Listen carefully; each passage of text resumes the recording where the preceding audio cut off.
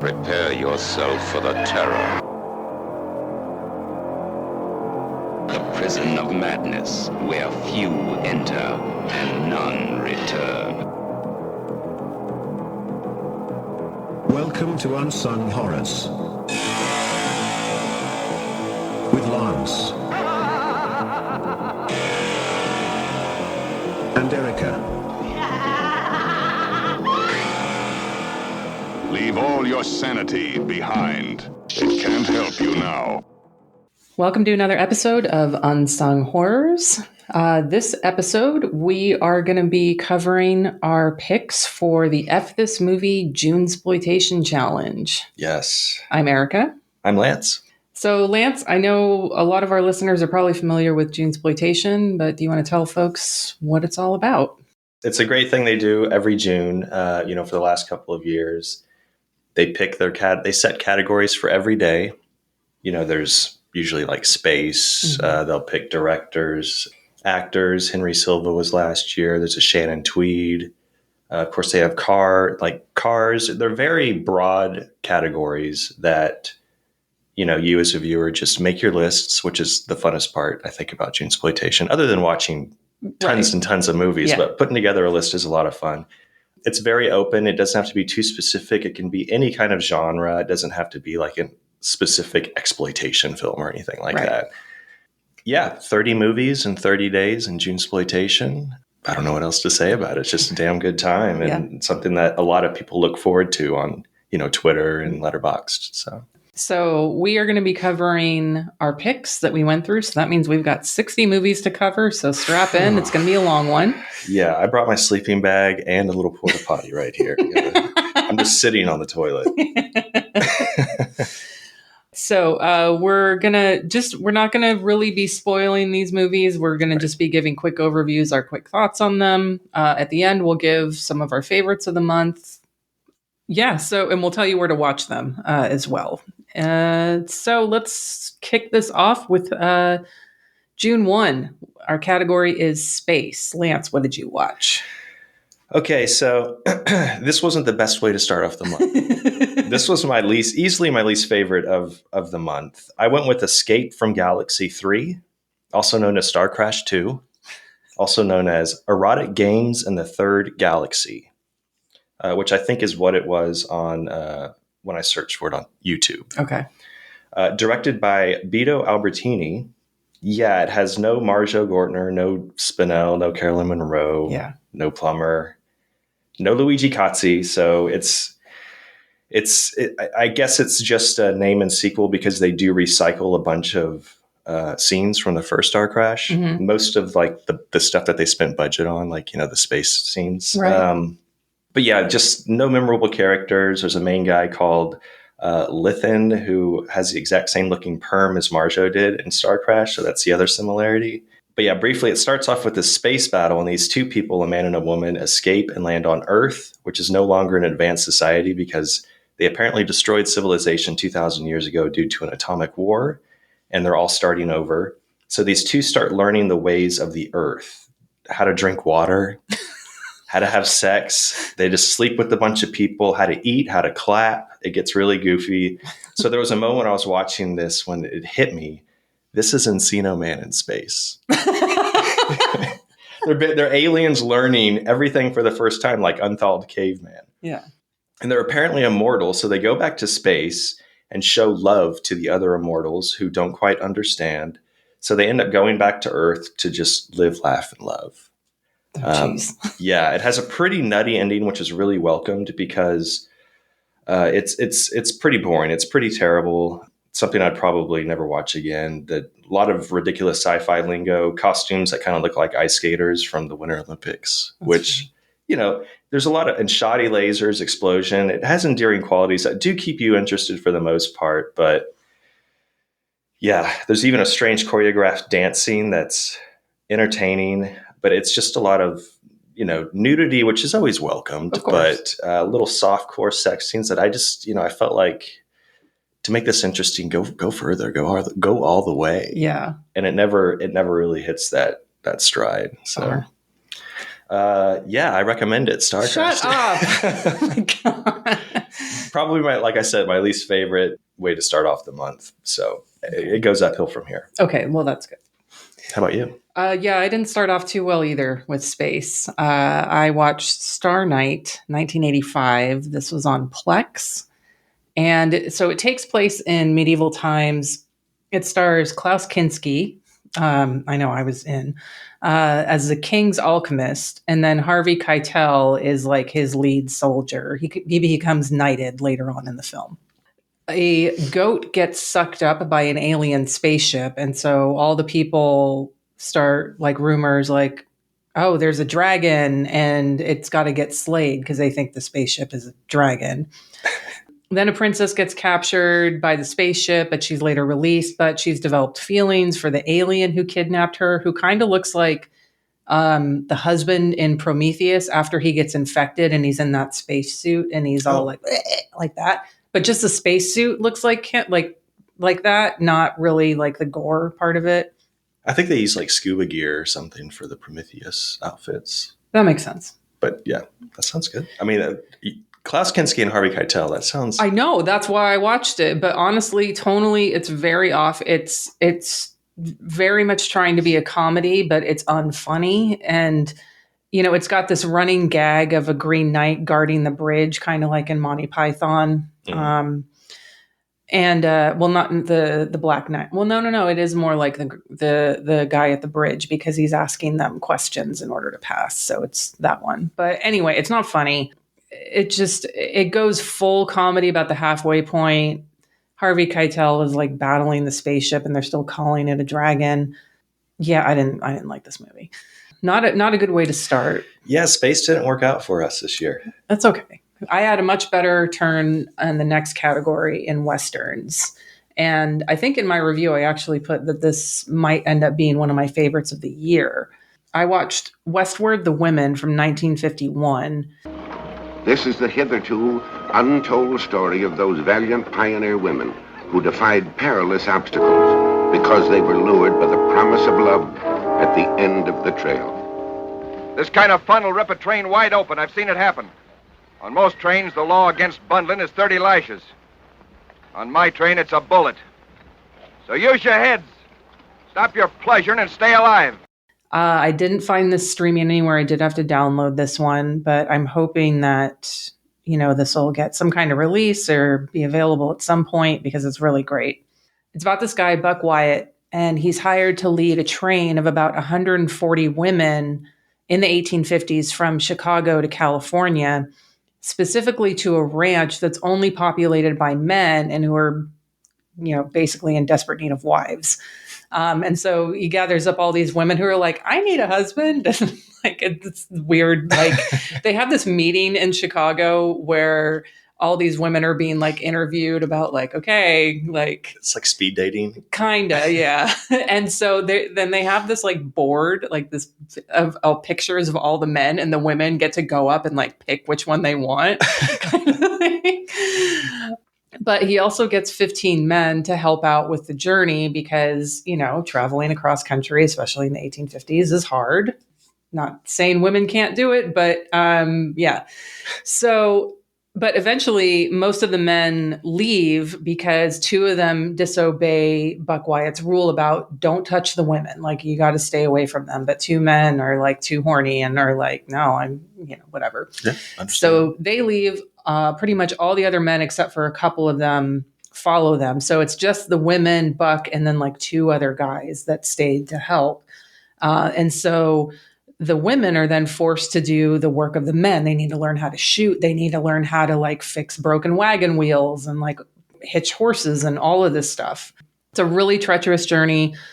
There's one standout in it, Hope Emerson. She plays this character, Patience. She's the best. She's like no nonsense and quippy and just this like strong, like she's great in it. She made the movie for me. Nice. What's really great about it is, you know, it's black and white, but I know, you know, films can be absolutely, you know, beautiful in black and white, even Westerns, but it really strips away the beauty of the West. It's not like, you know, pretty sunsets and all this like picturesque landscape. It really strips away the beauty of that. And it portrays this journey as really brutal and realistic. And on top of that, being really progressive with like having these women sort of like take charge of themselves and learn how to do these things they normally wouldn't in this time period. So I had a few small issues with it, mostly at the end, but I think, yeah, like I mentioned, overall, this is one of my favorites of the month, might be one of my favorites of the year. So Westward the Women, 1951. What about you? So my Western pick was The Hired Hand from 1971. This is on Tubi, directed by one of your favorites, Peter Fonda. Fuck that guy. I picked this mainly due to the cast and crew, not specifically Peter Fonda. And there was a lot of positive Letterboxd reviews from people I follow. So it also stars Warren Oates. Love him, though. Yeah. Yeah. Verna Bloom. And then, of course, Peter Fonda's the lead. Written by Alan Sharp, who wrote Night Moves. So, Oh, okay. And the composer, Bruce Langhorne, did the Butcher Baker Nightmare Maker Love it. score. So I was like, okay, this sounds interesting. A lot of great components coming together. In the first 10 minutes, I might have told you, but there's a dead child just kind of floating in the river. No real spoilers, though. It doesn't show her death. But this Western is just all mood. It's really slow paced. And yeah, Bruce Langhorne's original score, it feels almost misplaced for a Western. But for me, that just worked and added to the whole element of the mood, of just this atmosphere that Peter Fonda sets as a director, which was interesting to watch. Peter Fonda, I thought there was a lot of really strong shots, some framing. There's a lot of silhouette shots with background footage. Seemed like they did a lot of overlaying of multiple shots on top of each other. You can tell he's going a bit too artsy in some attempts because he's probably feeling like an innovator after Easy Rider. But to me, it worked. And Warren Oates really obviously makes it. He's compelling in everything. Peter Fonda is kind of like he always is. You know, he gets nude. He gets nude in a lot of movies that I've seen of him. So I like Peter Fonda because he always seems to go for it.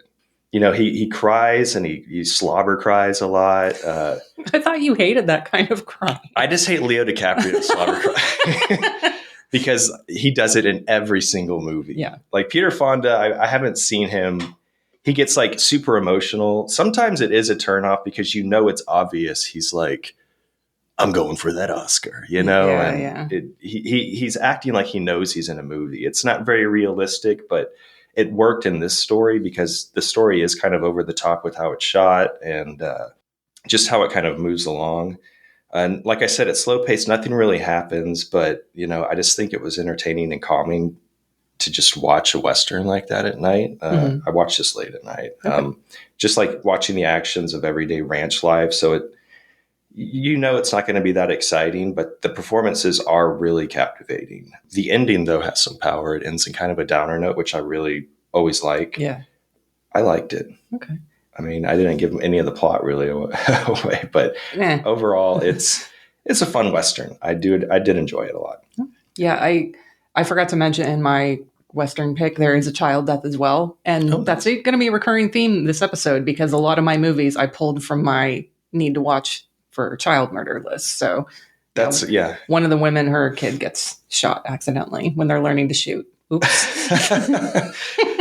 So I came across a lot of child deaths from movies in my list. The next one, a Kung Fu pick for day 3, Ninja Condors from 1987, also known as Ninja Condors 13. Yeah. This is on Tubi. It's a James Wu film, and it's written by Godfrey Ho. And it has a lot of American actors in the cast. To me, it felt like a canon group, like Ninja Film. Very silly. The dubbing is just insane. Oh my God. It's next level.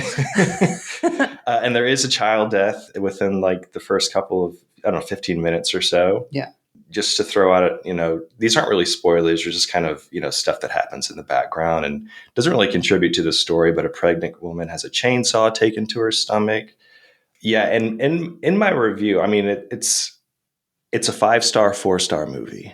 Yeah.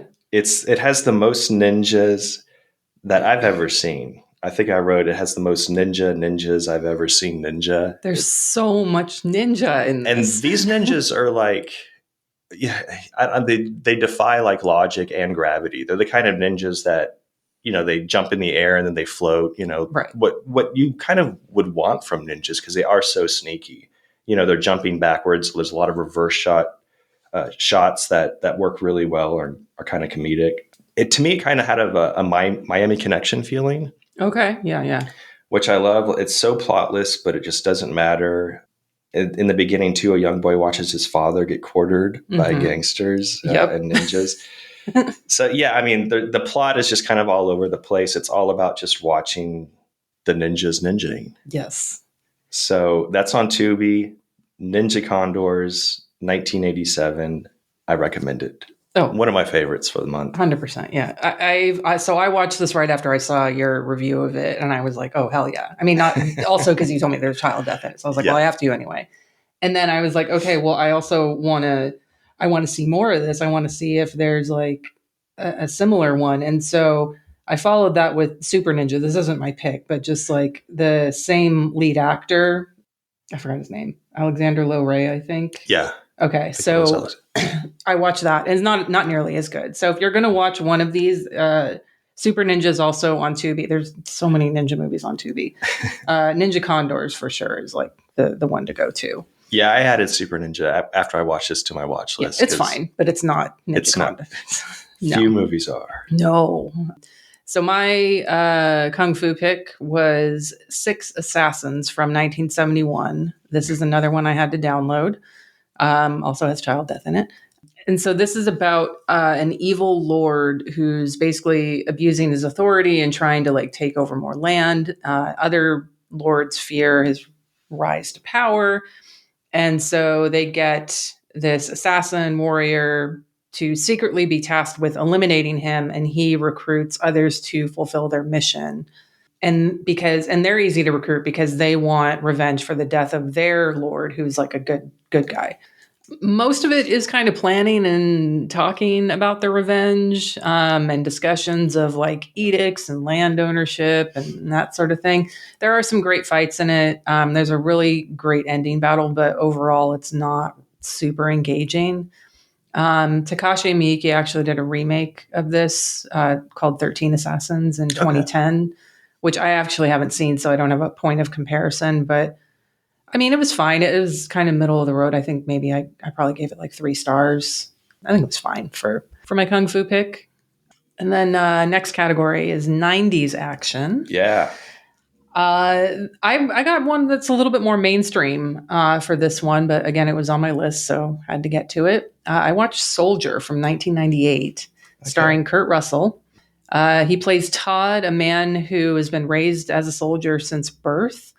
And when this sort of upgraded version comes along, one of them beats him in a fight. So Todd is presumed dead and is dumped on a remote planet where there's this colony of peaceful people living there. They had crash landed there by mistake years ago. So he stays with them for a bit, but then soon the new soldiers have been sent to that planet for some like real world training exercises, and Todd has to take them all out. This is actually Kurt Russell's last action film. Like everything after this point, he's just doing non-action films. And you've seen Death Wish 4, and so you know how rough Charles Bronson is looking in his later ages. And John was telling me that Kurt Russell actually cited Death Wish 4 as like, yeah, I don't want to be like that. And so he basically quit doing action films after this one. I saw Death Wish 5. I mean, they're rough. Yeah. So like, and I get it, but Kurt Russell looks fucking great in this movie. He's fucking ripped. He still looks great. I mean, yeah. He just ages like, I don't know. I mean, that's my daddy. So what's interesting about this, and something I also didn't know either until watching it, was that this is the same screenwriter as Blade Runner and is loosely considered a side sequel to the film because it's sort of sharing the same universe. Okay. So there's a point in the film where you see like on screen Todd's dossier, and it indicates that he served in, let me make sure I get this right, in the Battle of Tannhauser Gate, as well as the Shoulder of Orion conflict. Yes. These battle locations are mentioned during Roy's climactic speech to Deckard in Blade Runner. So the inference here is that Todd's platoon of human soldiers helped Roy's group of replicants during those fights. That's awesome. Yeah. Interesting little tidbit about the movie. So Yeah, I'm going to add this to my. I've never seen it. Paul W.S. Anderson directed it, so that's always. Yeah. I just watched a couple of the Resident Evil. I skimmed through the Resident Evil movies for some child death, and God, Yeah, I've actually never seen any of the Resident Evil movies. I'm not a fan. I mean, Event Horizon's obviously great. I love it. I love the Alien versus Predator movies. They're just so bad. He has a distinct style. I'll leave it at that. Oh, for sure. 100%. But yeah, I liked Soldier. I thought it was fine. I not like anything I would rush out to see, but I think it is interesting for its connection to Blade Runner, if anything. So yeah, that's real interesting. Yeah. What about you? 90s action.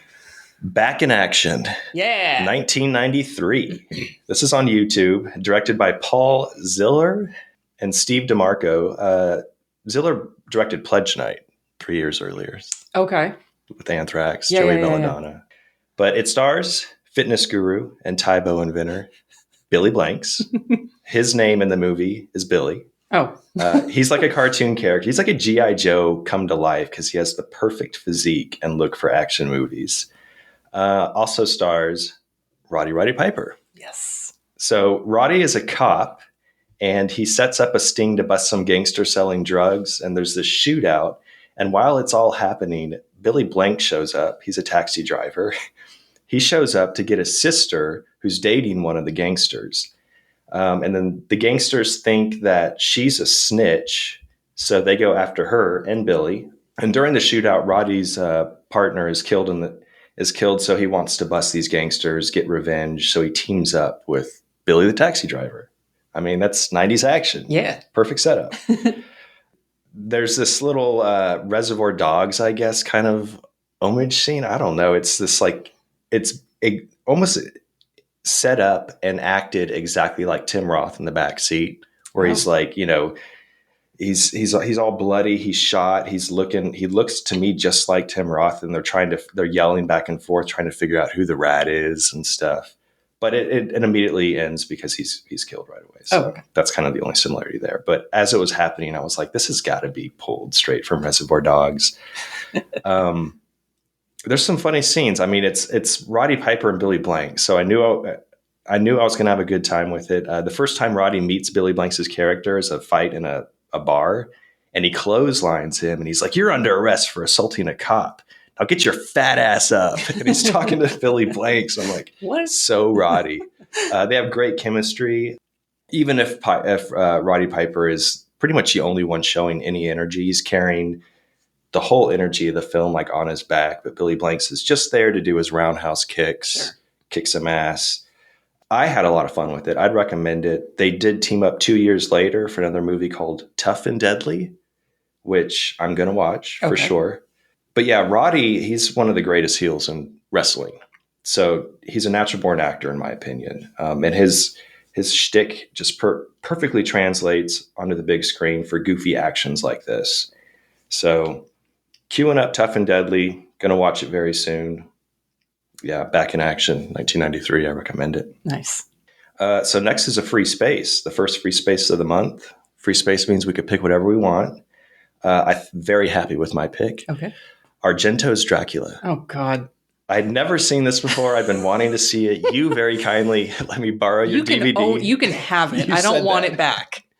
You said that when you gave it to me. So, yeah, I mean, the first thing, as soon as it starts, I loved Claudio Simonetti's overly spooky, exaggerated score.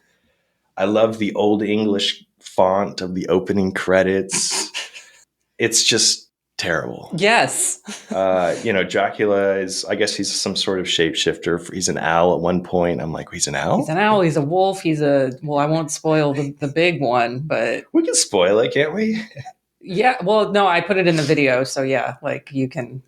And it's all this, it's CGI. Everything. Every animal we've just said is CGI. There's fake trains on green screen backgrounds that look worse than, like, speaking of Resident Evil, the Resident Evil graphics in video games. Yeah. There's so many buzzing flies in like every scene. The werewolf transformation is something to behold. But then they throw in some really rad practical effects, like a shovel splitting a guy's head. There's a lot of fun parts to Argento's Dracula. Terrible wigs, almost as bad as Wes Craven's Vampire in Brooklyn. I can't even.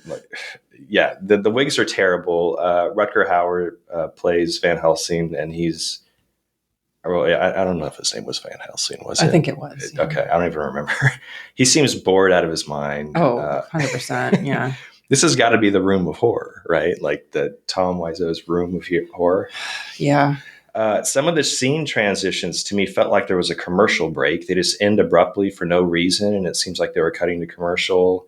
It's lacking anything Argento other than having his daughter in the cast, who also gets naked, of course. Well, of course, yeah, that's a given. If she's in one of her dad's films, she's getting naked. It's so awkward. Yeah, I mean, anyone really could have made this. The fact that Argento's name to it is what makes people want to watch it. Made me want to watch it. Some of the set pieces did have that Italian flair. Like some of the locations look cool. I thought it'd look better with a cinematographer, Luciano Tovali, who shot Suspiria. But no. Yeah, not much else to say. I've been wanting to watch it for years. I'm glad I did. It's not good, but I will totally watch it again. Oh my God. I would. Okay, what about your free space? So my first free space, I actually made a last minute change because Klon, Flea Marked on Instagram, messaged me and let me know about a child kill in a Todd Sheets movie. Oh, Todd Sheets. Here we go. Yeah. So I watched Dominion, 1992. Obviously, it's a Todd Sheets movie. It's shot on video. 90s, shot on video. So there's a series of murders being committed by vampires, and this, I guess, a group of vampires is also called a coven. It's not just witches, but anyway, they're led by a child vampire. The film's around 60 minutes long, so it's an easy one to get through. It's not great, but it is, and I haven't seen all of Todd Sheets' films. I've seen a good chunk, though. I watched a lot for when we did our Bleeding Skull episode. Right. But I can say that this is the most Todd Sheets movie that Todd Sheets has made. I mean, it's got a lot of gore. It's got metal. It's got a heavy metal band in it. There's missing sound. There's extended scenes of people driving with no dialogue. And it's just so Todd Sheets. Like, if you're a fan of that, watch it. I mean, this is like the ultimate Todd Sheets experience you can get. So that's who I would recommend it to. It's a very specific group of people. If you're into that, you'll enjoy this. Only 60 minutes too. So under an hour. It's on YouTube. Pretty easy watch. So that was Dominion, 1992. Then we get into slashers. And this was one of my least favorite of the month, which is unfortunate. We're a horror movie podcast. I should have picked a better slasher for the month, but whatever. I mean, I want to save the good ones for when we are going to dedicate an episode to it. And this was one on my child kill list, so I wanted to get it out of the way. And it didn't do itself any favors by being from 2013. So I had to download this one, but this is actually getting a Blu-ray from Unearthed Films later this year, which I will not be buying. So I watched Christmas Cruelty from 2013. It's a shot on video film. It's got this opening song it's trying to go for the tonal opposite of what's happening. It's like this folk ballad, but it doesn't do anything except annoy me. Then there's credits over a bar where we have to listen to just this other like awful pop rock Leonard Skinner ripoff. There's a shot of like a Captain Spaulding doll. And I was like, okay, I know what I'm in for now. There is an opening kill of this family. This guy is going around and just killing a bunch of people. It's pretty brutal. The mom is raped in front of her family, and then a baby gets power sawed. Then there's more bad music. I mean, it's like Creed music in it. It's like that. My shirt wide open. Ugh. When filmmakers put in their own personal taste and music in, it always just turns out bad for me. Like, I know there's people who like I forgot who made it. Adam Green, Frozen, that movie about the dumb kids getting stuck on the chairlift. And all the songs in that is just fucking horrendous. And I'm like, you have the worst taste in fucking movies. Also, your movie is dumb. But like, oh my God. So I can't even, I'm trying to remember. I've tried to put this one out of my memory. A Christmas movie pick. But you wanted to watch The Child Death. Yeah, I'm trying to get through all my child kills before October. So like, I wouldn't recommend this for Christmas. So I'm forewarning people that because this is coming out later from Unearthed Films. I love you, Unearthed Films. You put out Untold Story, one of the greatest movies ever. But seriously, this movie fucking honks. I could not stand it. I mean, the music is so bad that it's beyond distracting. Like, if you don't have a score, the solution is not just to add full songs, especially when events are happening in the film. Right. Like, there's honestly, like, the opening would have been creepier if there had been no song or no sound at all. But yet he just throws this fucking butt rock song on there, and it's fucking horrendous. I hated this movie. I hope you fared better with slashers, Lance. I did. I feel like I did, based on what you just, your emotional state right now. So I watched the first Dentist last year for Horror Gives Back for the Ken Foray category. Yeah. And I had a lot of fun with it. And I've been wanting to watch the sequel. So The Dentist 2. Okay. 1998. Dr. Alan Feinstone is back in business. Just a small country practice. Doing what he does best. Want open wide? He's practicing under a new name. Jamie Devers and Dr. Lawrence Kane. Hi. Larry's just moved here to Paradise. I think I'm gonna like it here. And he's giving his patients Smile. the care they deserve. It's on Tubi. I think the first one still is. Brian Usden is the director. Alan Howarth is the composer. He's the frequent collaborator with John Carpenter. The score does not honk. It's really good. It's not a honker. And Corbin Burnson is back. He's still Dr. Alan Feinstone, and he escapes from the psych ward that he's being treated since having been caught in the first one. But he takes on a new identity when he escapes. But he's still the same crazy man. And there's a scene where he loses a cap at dinner. He's kind of on a date, and he heads to the local dentist, who is completely incompetent. And Corbin Burnson ends up killing the dentist. So the town needs a new dentist. So he steps into the role. There you go. And then it becomes, a rinse and repeat situation of the first. Nothing really new, but Burnson goes hard again. Maybe just as crazier than he did in the first. So it's worth the watch for his performance. Clint Howard also makes an appearance. Yay. He's credited as Mr. Toothache, if that gives you an idea of how long he lasts. Wendy Roby, who plays Nadine in Twin Peaks with the eye patch, she's the dental assistant. She's fucking hilarious in this and everything she's in. Again, there's a lot of close-ups of the dental work and, the teeth and gum mutilation with the drills and stuff. So it's very cringe-inducing. It's a total Usna flick, so you know what you're getting into, and it runs a little long. Okay. I think it's like right around 100 minutes or so. But overall, I enjoyed it. I think I enjoyed it just as much as the first. Okay. So way to go, Corbin Burnson. And then we go into Shannon Tweed. So I changed my original plan to pick, which was In the Cold of the Night. And I saw this in Letterboxd, and I saw Roddy Piper. Oh, and okay. I thought, okay, let's do another Piper. He can't let me down. There's no way he'll let me down. Tag Team from 1991. This is on YouTube. So this is a short one, like your Todd Sheets. It's a failed ABC TV pilot. So it probably doesn't count as a movie, but I'm counting it. And I'm talking about it because everybody should watch it. It's directed by a guy named Paul Krasny.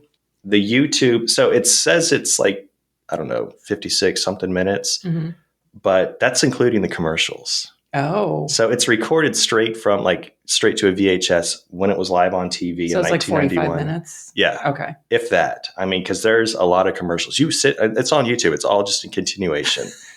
The first commercial is for Twin Peaks, which was still airing on ABC. So it's a great time capsule. It has Pizza Hut and, Teddy Ruxpin. no Teddy Ruxpin, but yeah, it's exactly that feel. So just watching it and being thrown back to that time is a lot of fun.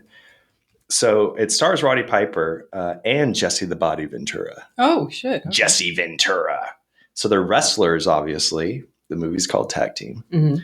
And they're a dominant tag team in the local wrestling circuit. Their names are Rick McDonald and Billy Youngblood. That's not their wrestling names. That's their real names. Oh, okay. And Shannon Tweed, she plays a promoter named Leona Lewis, who tells them to take a dive for their next tag match. And they're like, hell no. We're the best tag team, as they're talking to each other. Mm-hmm. So they win the match, the match is like 10 minutes long. It's like the whole episode, which is great. And they're kicked out of wrestling. They're barred for life. So they have no idea what to do to pay rent. They're roommates. They live together, obviously. And they take these odd jobs to pay rent. They become movers. They become these punching bags in a women's self-defense class. And then they stop a few robbers at a grocery store.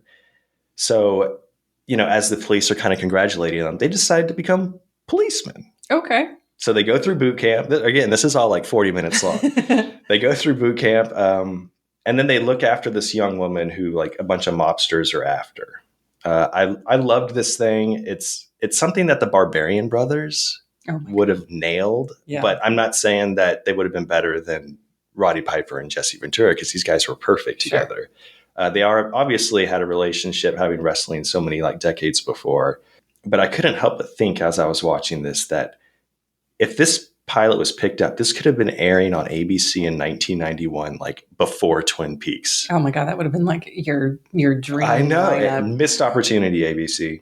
But yeah, I shouldn't be logging a failed TV pilot on Letterboxd, but everybody should watch this. It deserves more eyes on it, more praise. It's the best. I guarantee you won't like it as much as I did. Yeah, I can tell. But Tag Team, 1991 on YouTube with commercials. All right. So I actually did stick. I thought we were going to have a samesies for this category because my pick was In the Cold of the Night. I know you changed it because I saw your list at the beginning of the month and I was like, oh, okay, Lance and I are going to have one samesies. So In the Cold of the Night, this has a Vinegar Syndrome Blu-ray.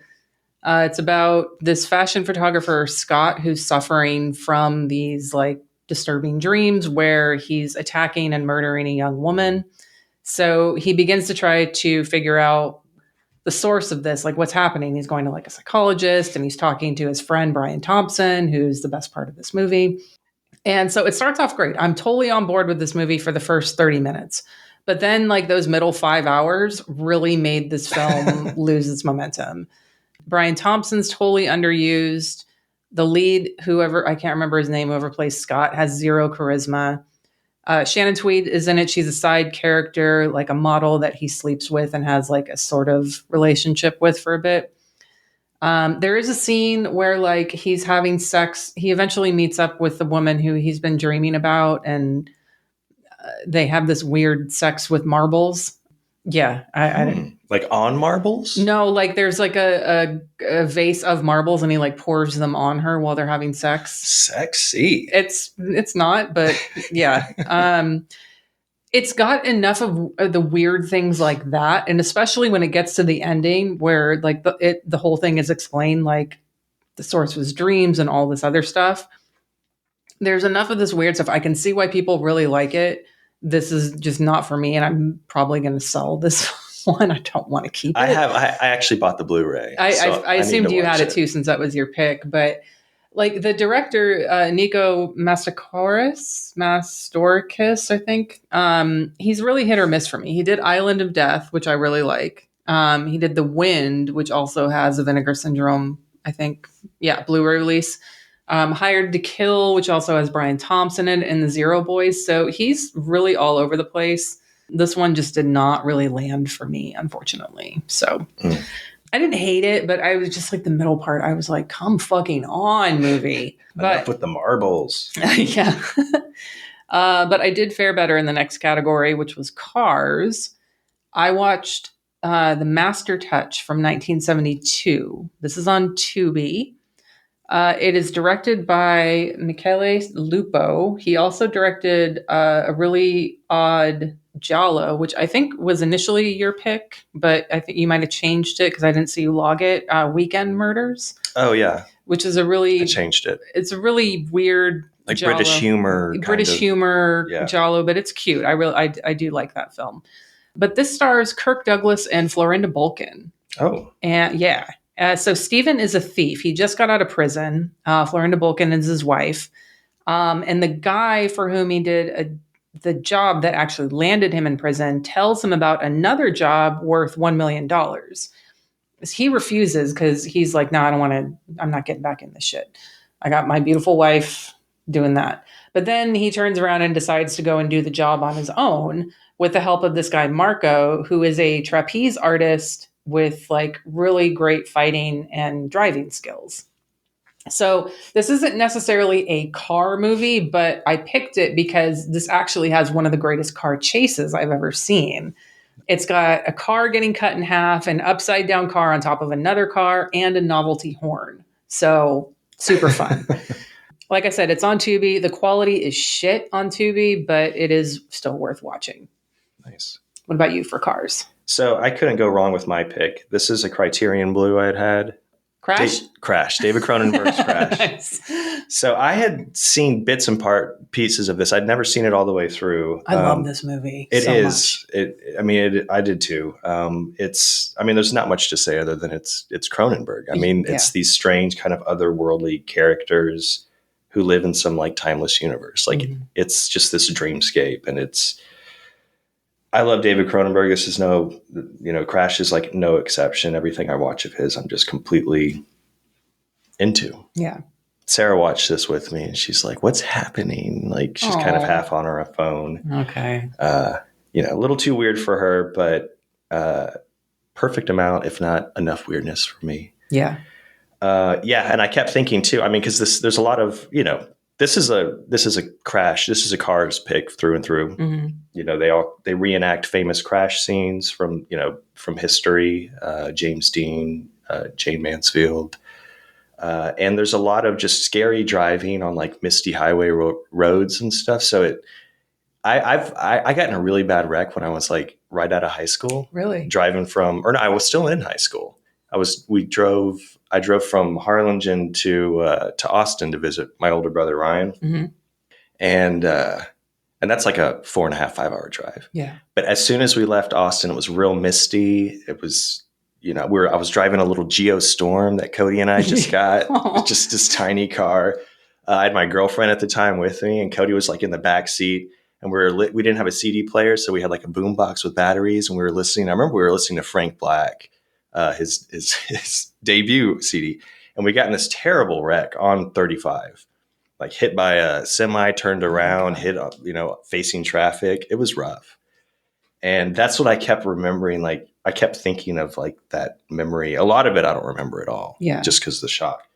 Like some of the crash scenes, they're effectively like real. Yeah.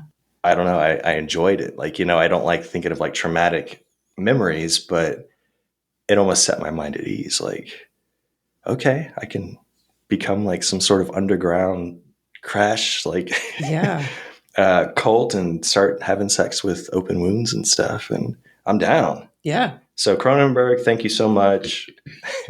Crash. Everybody should get that Criterion. Yeah. The first time I saw Crash, because I bought the Criterion when it came out, and I rewatched it after that. But I saw this like pretty early after it came. I rented it, and what year is it? 96. 96. I was in like high school when I first watched this movie. With like my only Cronenberg experience was with like The Fly, and like before that, right. And so watching this, my high school, 16, 17-year-old brain was not prepared for this film. And I didn't know what I was watching, but I weirdly was like into it. So, I mean, that tells you a little bit about, teenage Erica. Yeah. Okay. So that was my Cars pick. Yeah. It's still me, right? I'm going Monsters. To Day 9, Monsters, Night of the Demon. Oh my God.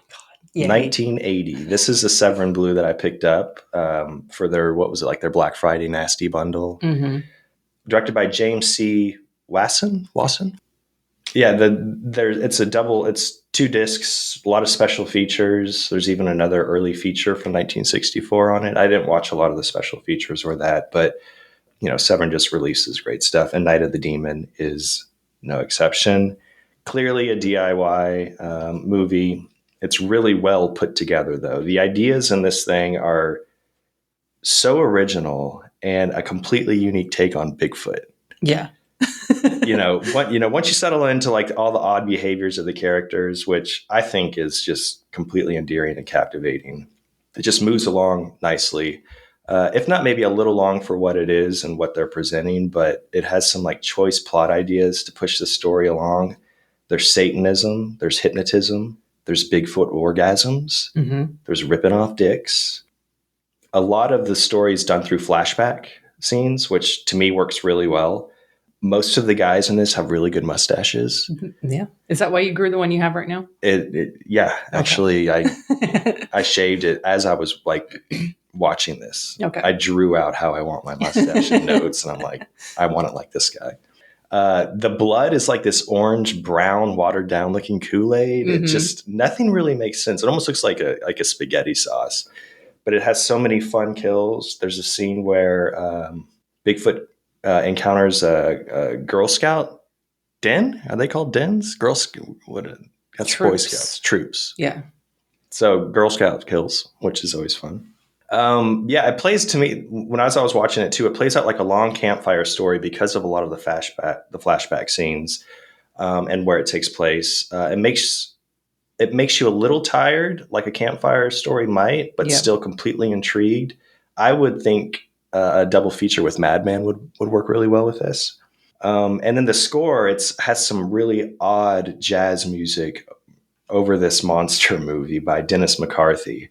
There's a lot of synth elements too, but most of it's this weird 70s kind of jam rock that doesn't seem to fit, which just adds to everything that's absurd about this movie.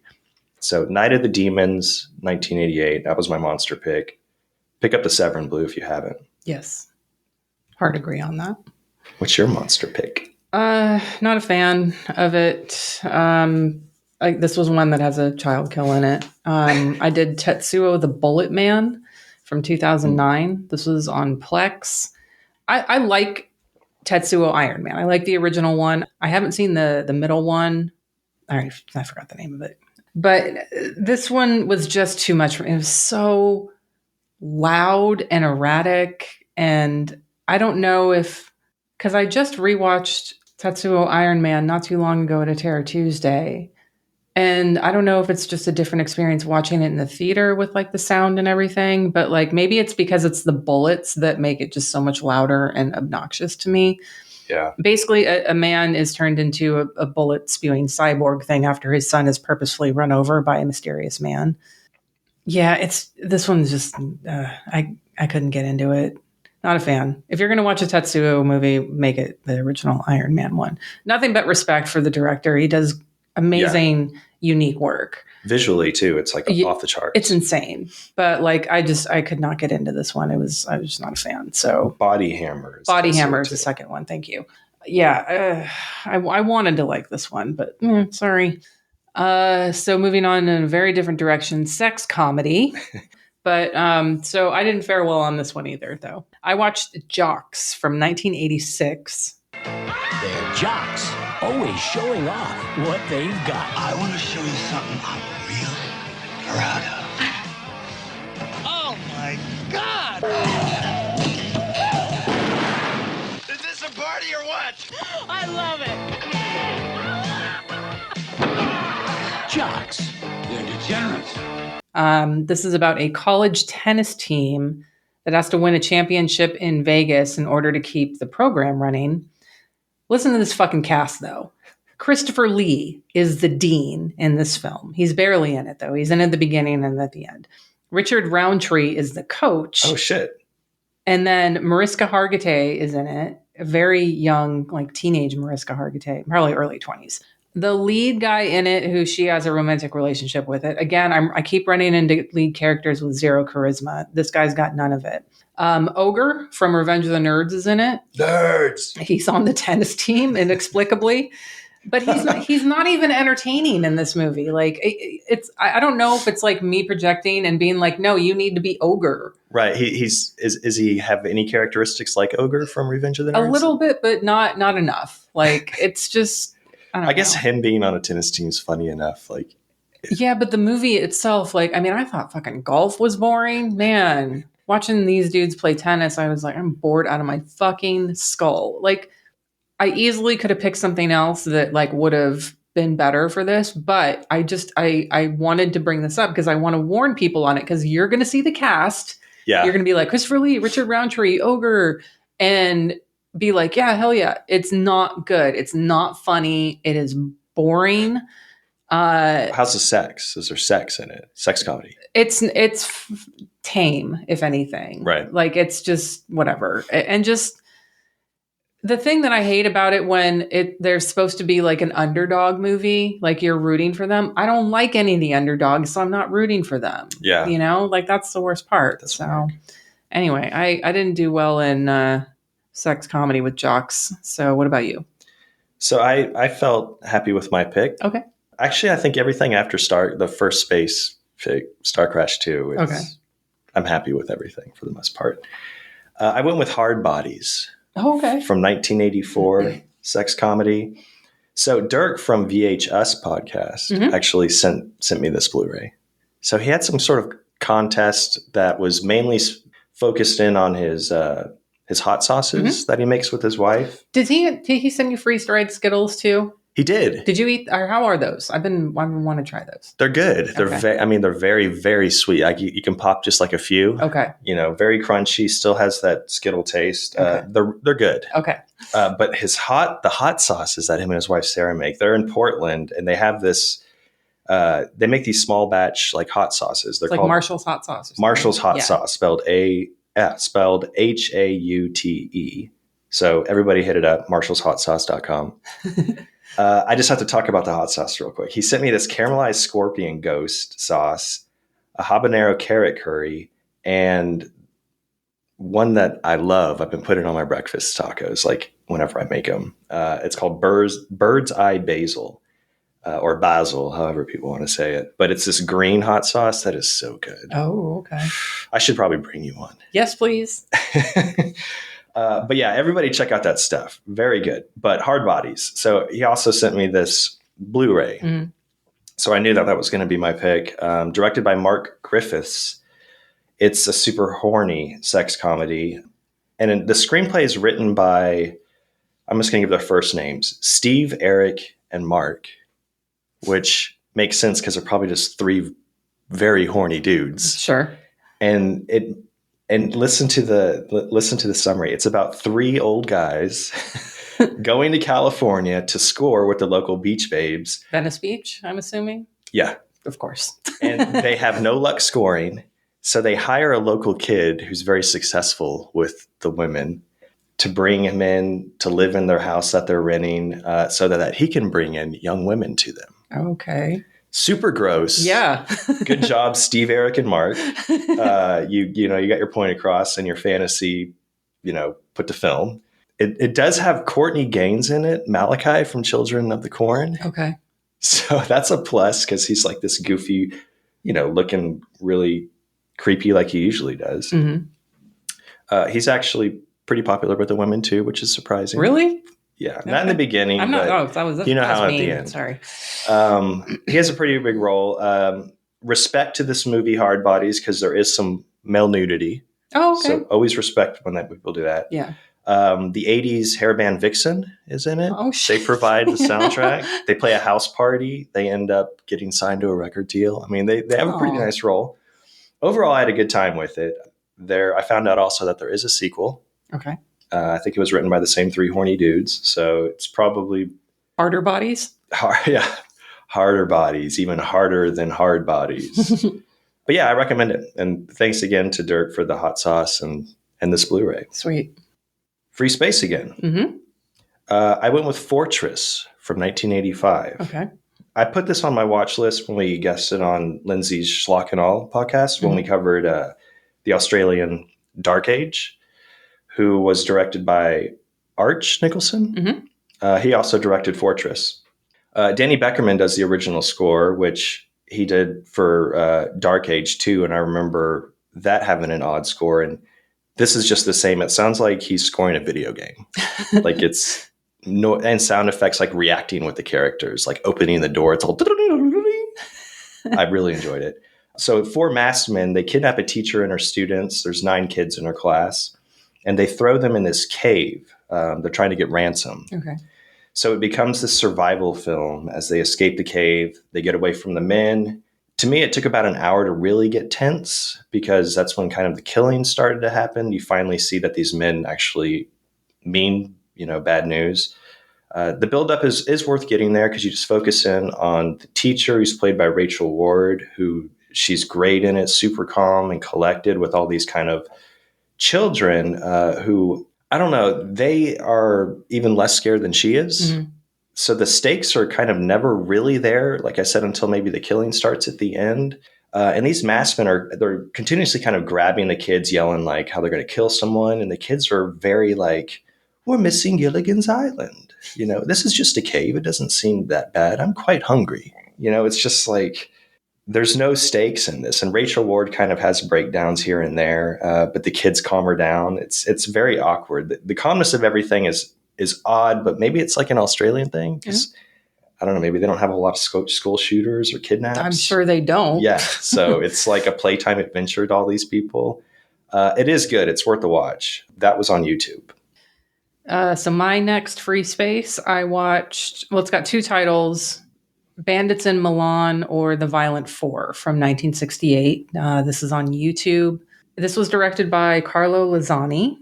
He also directed an early 80s thriller, almost Giallo-esque, called The House of the Yellow Carpet, which I like and recommend. Bandits is a very early Poliziotteschi, starring Gianmaria Volanta, who I love. He's gorgeous, gorgeous man. It's interesting though, because the first half of the film is more documentary style, and it's following the cops and doing interviews with them as well as citizens on the street who are just basically commenting on all the crime that's happening in their city. And then the second half follows a little bit more of a narrative structure, actually them trying to track down some criminals. So it's interesting for what it is. I wasn't super engaged by it, even though Volanta is always, like, whenever he's on screen, I'm engaged. But for the most part, it was okay. I do think it's worth a watch for fans of the genre Poliziotteschi, but it's not anywhere near my favorite of that. So, yeah, Bandits in Milan or The Violent Four, 1968. Again, that's on YouTube. That takes us to Prison. I'm only talking about this briefly, and this is a very loose prison movie because it's about a Nazi who has what basically amounts to a prison in the middle of the desert. He's got this training academy of fighters who aren't allowed to leave. So I'm calling it a prison. This is Kill or Be Killed from 1976. It's on Tubi, but I watched it at X-Fest when I was out there last month. It's a South African karate movie, so another unique take on that. And I'm not going to say anything more than that, because if you want to learn more about it, listen to the Twitch of the Death Nerve episode about X-Fest. Nice. I do recommend it. It's fun. I gave it 3 stars. It's not great, but it does have some moments in it where it's like, it's pretty amazing. But for the most part, it's just like, when you describe the plot of it to someone, it sounds way more nuts than it actually turns out to be. Right. But anyway, listen to the Twitch of Death Nerve episode about that one for my prison pick. Kill or Be Killed, 1976. Cool. Your pick for prison. I went with Fortress. 2 fortresses in a row, people. 1992. This is the Stuart Gordon Fortress, starring the Christopher Lambert. Oh boy. Who I always enjoy. He's entertaining. To me, he's like and I don't even think this is fair to say, but he's like a poor man's, if there is a poor man's, Thomas Jane. Yeah. Or maybe Thomas Jane's a poor man's Christopher Lambert. I don't know. In the year 2017, one corporation is building a fortress for the ultimate takeover. You are the property of the Mintel Corporation. You will be programmed. What are you? The Mintel Corporation has transformed me into a more efficient human being. They will monitor your behavior. The law is clear. One child for woman. They will control your thoughts. It's been in there for 3 days. No one has ever lasted 4. They will invade your dreams. This is an unauthorized thought process. Now, one man will challenge the system. You are nothing. Let's find out. We're going through the construction area here.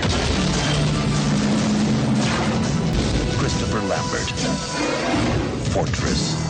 It's Stuart Gordon movie, so you know Jeffrey Combs is probably going to be in it. He plays this long-haired geek convict, kind of a Bill Paxton Hudson character, always saying "man." And Tom Towles is in it, Vernon Wells, Kurtwood Smith, Red Foreman. Mm-hmm. He plays the prison director who can watch each inmate's dreams. Yeah, it's like a sci-fi prison movie. It's in the future and women can only have one child. Chris Lambert and his wife are pregnant with the second child, the first to die at childbirth. So they attempt to flee the country to have their second child, but they're caught and they're sent to the Fortress, which is this underground prison that's 33 stories underground. Abortions are illegal at this point. So any babies that are born in the prison, they're turned into these prison workers and they become property of Mintel, the corporation that own pretty much everything in the world. Okay. So, you know, there's a lot of really cool ideas in this. There's something called the intestinator tagging, which all the inmates are kind of given this tagging in their stomach. And there's these yellow lines and red lines throughout the prison. And if they cross the yellow line, you know, this pain sensor goes off and they were like putting pain. If they cross the red line, they just kind of explode. Huh, okay. They die. There's something called the mind wipe chamber. There's more full frontal male nudity in this. I hope it's not Christopher Lambert. It isn't. But there's a lot of inmates that are just kind of walking the line. Okay.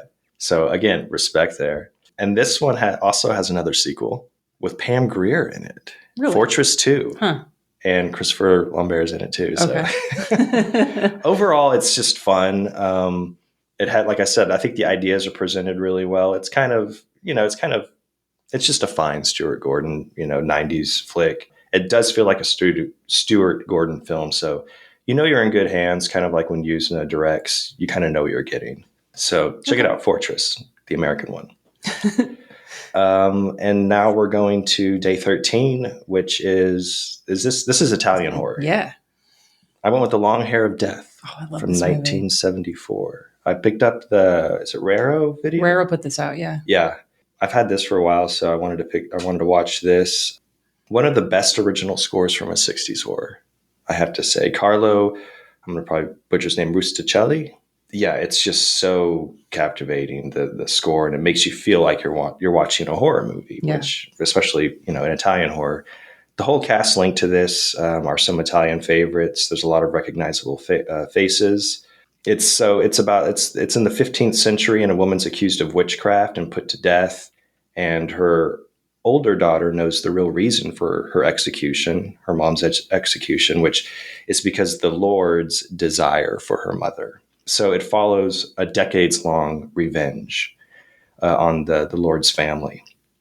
Very minimal dialogue, just like this beautiful black and white scenes with, again, the dramatic orchestrated score. It's isolated to a single location, and there are only a handful of characters, so it's really intimate, totally engrossing. It's slow, but to me, it's very realistic because when you're in a house or, in this case, like a huge castle, alone, you don't talk much. So it has this realistic vibe where it's just a lot of people walking around. You're kind of thinking along with them and seeing their emotions and reactions to what's kind of occurring, all these haunting situations. So the camera just observes. I love it. It's perfect October vibes.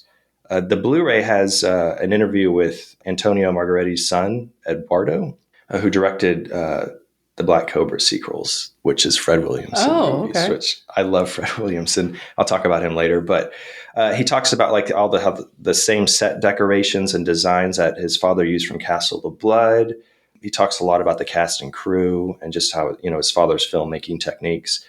It's a cool pickup if you can get the Blu-ray out there, but great Italian Gothic horror movie. Yeah, definitely. Very good for October. Yeah, for sure. All right. So my pick for Italian horror was another one of my favorites for the month. The US title for this is Black Journal. It's from 1977, but the original title is Gran Bollito, which translates to Great Boiling. This has a Twilight Time Blu-ray. Now, Twilight Time is no longer, but I found the Blu-ray on Amazon, so you might still be able to pick it up. So this film is based on the real-life events of Leonardo Cianciulli. I think I pronounced her name right. She was an Italian serial killer, best known as the soap maker of Correggio. She killed 3 women in the late 1930s and turned their bodies into soap and cookies. Wow. Yeah. So great cast. Stars Shelley Winters as Leonarda. Yes. Now her story is that she lost her first 12 children, either through miscarriages, stillbirths, or they died when they were still babies. So she makes, we'll call it a pact with the devil, but really it's just in her head. She's probably just like praying to like somebody to be like, save my next child and I will do whatever you ask, kind of thing.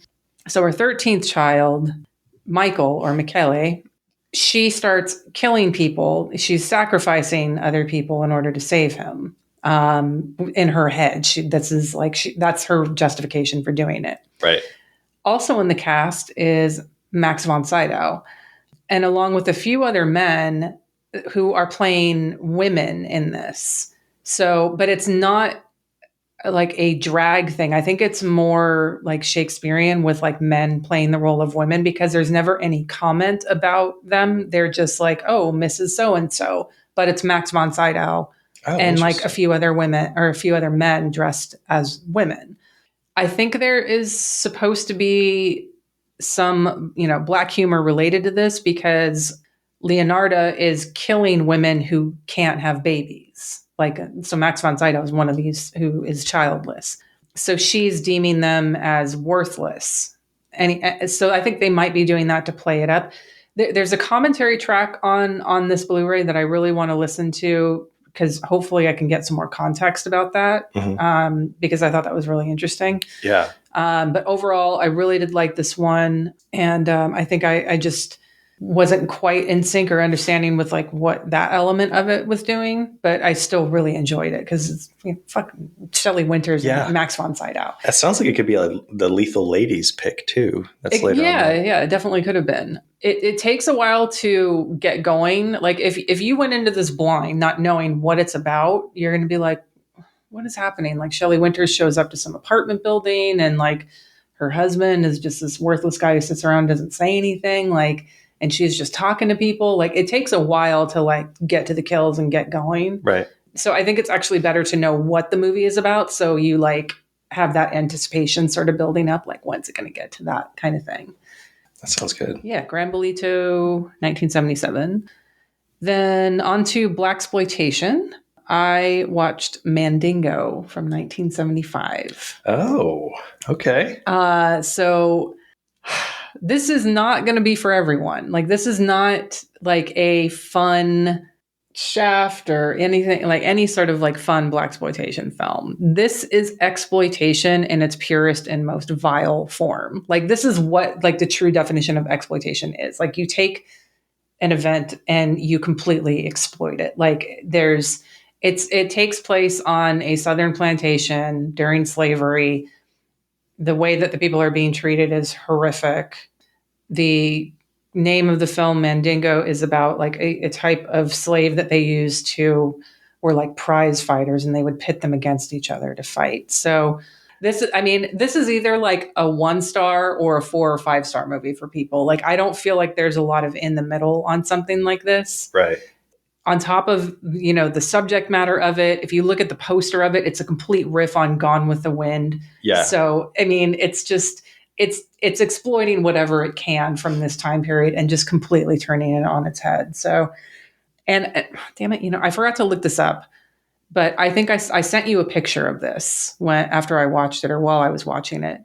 And I'm sure I'm not the first person to notice this. And perhaps Tarantino even said it himself, but there is a character in this film who I am 95% sure was the inspiration for Leo DiCaprio's character in Django Unchained. Yeah. Because he's dressed exactly like him, same facial hair. I mean, I know that look was common back then, but this guy is like, it's fucking Leo from Django. So no ugly crying though, right? No ugly crying. He does not ugly cry. He gets mad when he loses his slave loses a fight, but he does not ugly cry. So yeah, Mandingo 1975. I would recommend it. I think it's great. It's on Canopy. It might not be on your Canopy because of libraries are different, but lighten it up for us, Lance, and blaxploitation. Okay, so I went with P.D. Wheatstraw. Hell yes. 1977. Directed by Cliff Roquemore. He also directed one of my other favorite Rudy Ray Moore films, The Human Tornado. The best. Yeah. So, yeah, this is streaming on Tubi, but I had picked up the Vinegar Syndrome Blue when actually I got it when backing Thank You for Letting Me Be Myself, the book by Mark Jason Murray. And if nobody's picked that a copy of that book up, you should do it. Yeah, Grindhouse Releasing has copies of that now. Yeah, it's a great authorized biography. RudyRayMoore.com. Check it out. It stars the great Rudy Ray Moore as P.D. Wheatstraw, the devil's son-in-law. He's not here to brag nor here to boast, but he can sit on a tombstone and produce baby ghosts. This has one of the best cold openings ever put to film, and an original song called P.D. Wheatstraw, sung by Mary Love.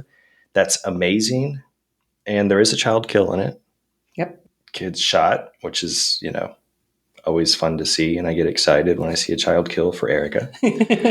But P.D. Wheatstraw, he's raised in the ancient arts of self-defense and just plain ass kicking. And he wants to be a comedian to help rid the world of its misery. So as a comedian, P.D. is performing in a city, and some other promoters, their names are Leroy and Skillet. They're putting on another show in the same town, and they end up killing P.D. and everyone around him so it doesn't interfere with their attendance. P.D. goes to hell. He makes a deal with the devil to marry the devil's daughter and give her a child, just so he can come back to Earth and take revenge on the killers. And that story alone is, if you're not intrigued. Yeah. Who are you? Yeah. So this is like the Hausu or the Raiders of Atlantis of blaxploitation. It has everything. Yeah. Everything you could think of. Anything. Just think of something crazy and it'd probably pop up in P.D. Wheatstraw. And so do those movies. That's Deodato, the Raiders of Atlantis. That movie's insane. Yeah, it's a comedy that's over 90 minutes, but to me, everything kind of feels.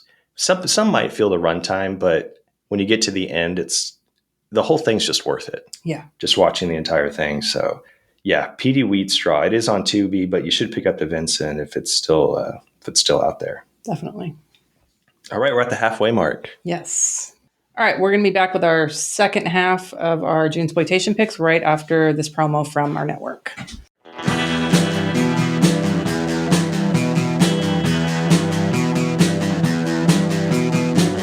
You're listening to the Prescribed Films Podcast Network, home to hundreds of hours of free podcast entertainment. The shows on this network all have a common goal, providing you with the best discussions about movies and other forms of entertainment media. The PFPN hopes to fill your earholes with audio joy. Visit our website with links to all the other amazing shows at www.thepfpn.com. Thanks for listening.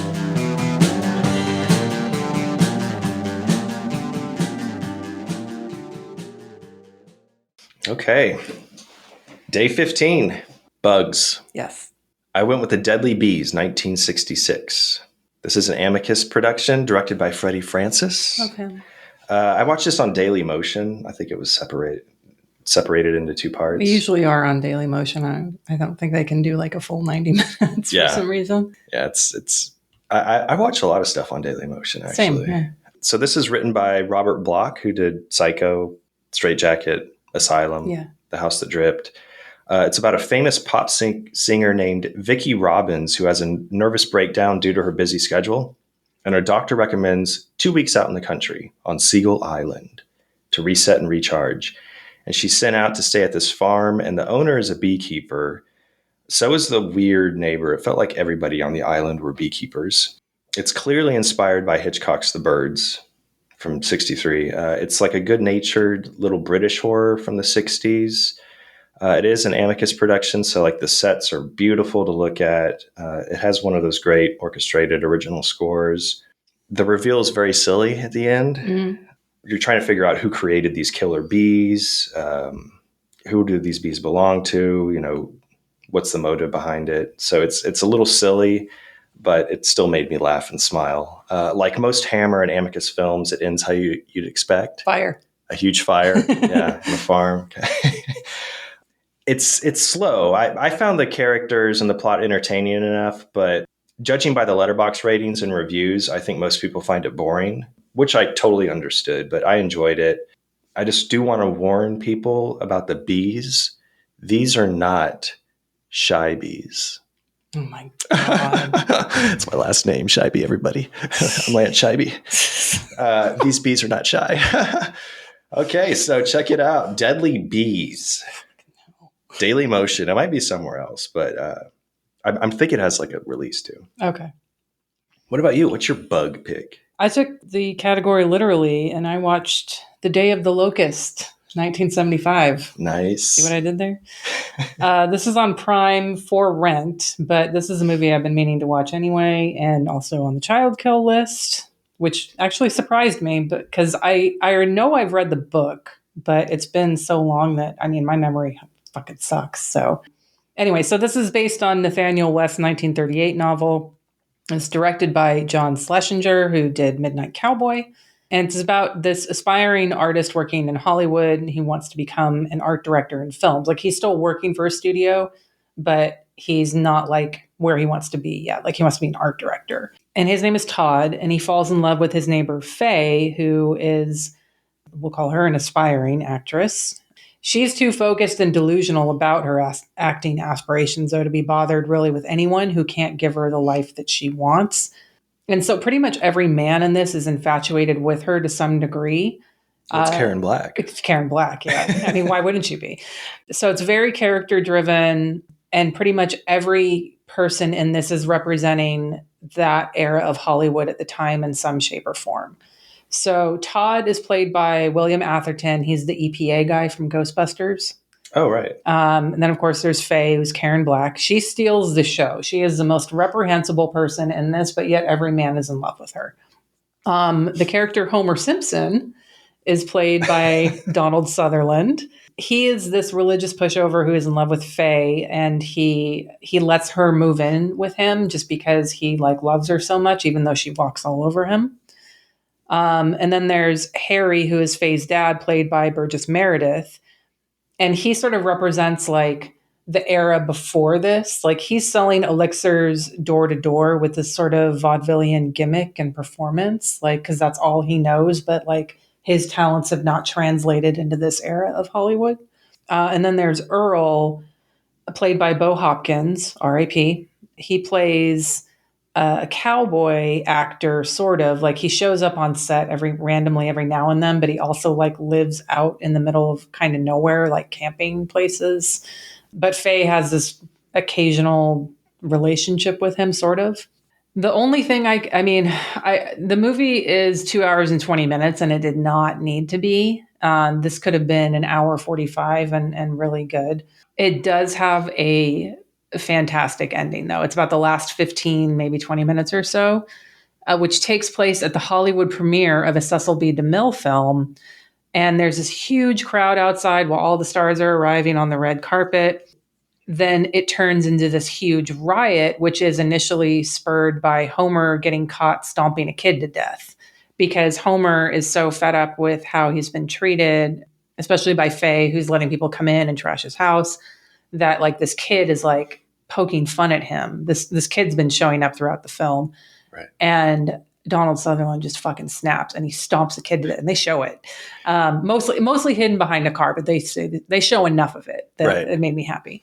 But what's really cool about the ending and the riot, though, is that So Todd has been painting his wall with like these horrific faces, and those show up on the people in the crowd during this riot. So it's got this sort of surrealistic element to it, which is really interesting.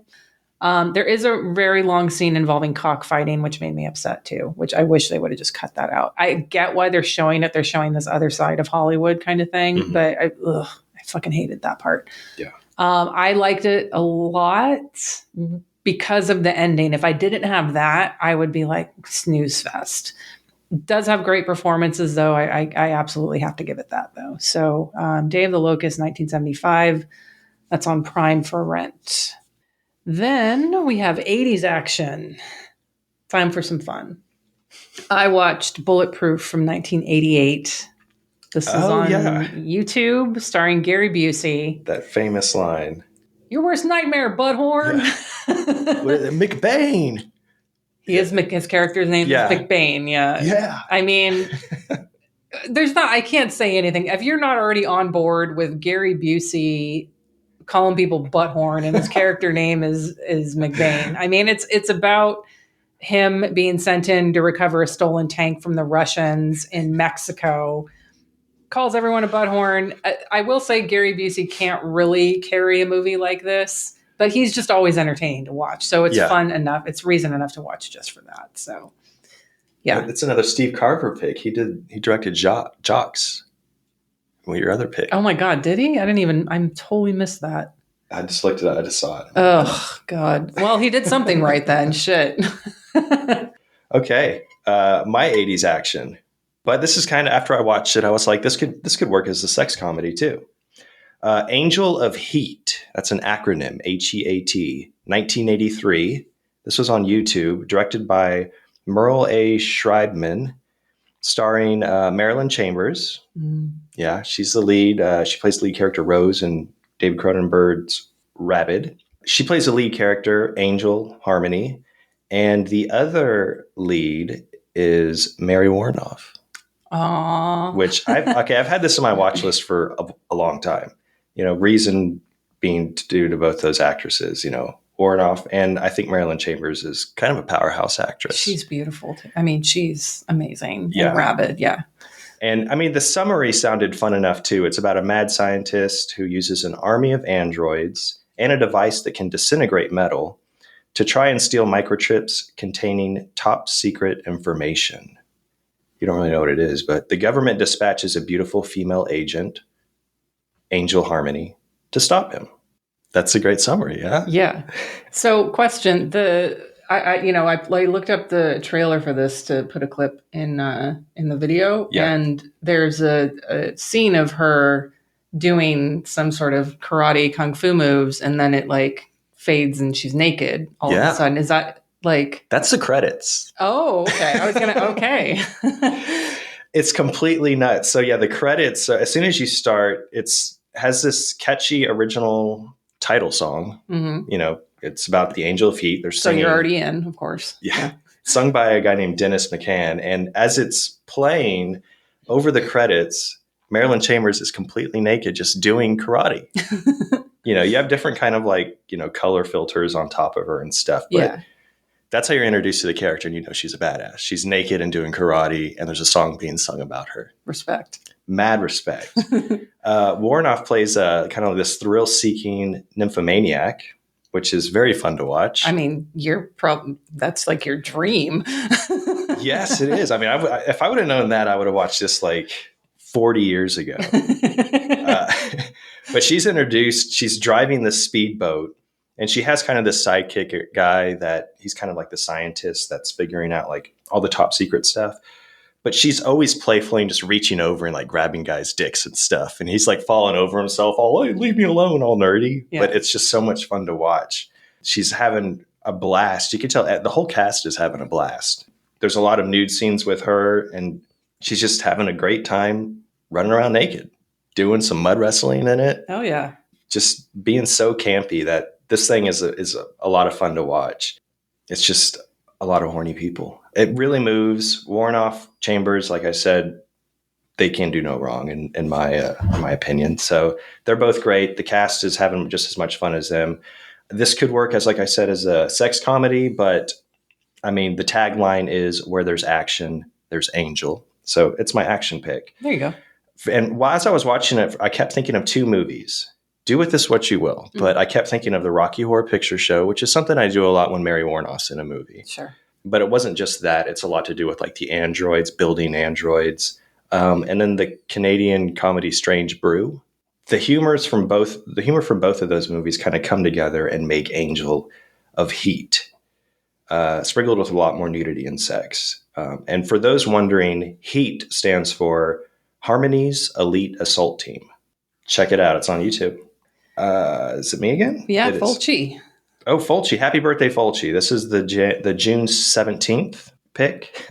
I went with Challenge to White Fang from 1974. This is the direct sequel to 1973's White Fang, also directed by Fulci, starring Franco Nero. Nero's back is Jason Scott. Pretty much all the main characters from White Fang is back. This one is a little darker, a little more violent than the original, so I appreciated that. There is one new character, Renato Sesti, the kid from Damned in Venice, the baby thrower. Yeah. He pops up. He's a main kid named Bill, who kind of takes care of White Fang. There's this funny relationship between Franco Nero's character and Bill, and this Bill character, who they both want to keep kind of White Fang, so they're kind of, who do you choose? It's a little silly. Okay. But yeah, speaking of Damned in Venice, there is a child kill in this. Erica, excellent. Add it to your list. It's just a young, doing that right now. young Indian boy named Mitza. It's like the first 10 minutes. He's killed for his father's canoe. But yeah, like the original White Fang, this one's Challenge to White Fang. Challenge to White Fang is pretty uneventful. Without Nero, who is looking prime Nero. He looks great in it. I mean, I'm just looking at the poster, and yeah, like Franco Nero in fur, like just give it to me. Yeah. Well, he looks great. He looks just like that throughout the movie. And the main villain, a villain called Beauty Smith, he's played by John Steiner. It really wouldn't be worth the watch without those two guys. Steiner as the villain is what, for me, made the first one worth watching. And of course, Nero.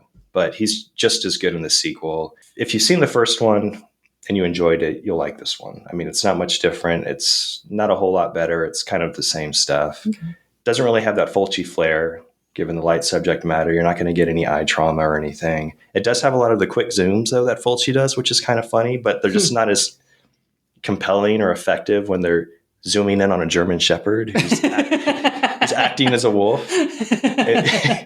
But it still works. You still recognize the Fulci movements and stuff. Okay. There is a funny scene, though, that I wanted to point out where a fight breaks out during a poker match, and it's found that one of the guys is cheating. Mm-hmm. So he throws a punch, and all these aces fly out of his sleeve. Oh, that's cute. So it works. Yeah, it's just like a family-friendly adventure. Little dark, but yeah, you can let your 5-year-old watch it. Okay. What about you? What's your Fulci pick? I did one that I actually have been putting off for a while because I was like, it's later Fulci, and you know how we do with that, unfortunately. But I actually turned it out, I actually really did like this one. It's The House of Clocks. Okay. And I watched this on YouTube.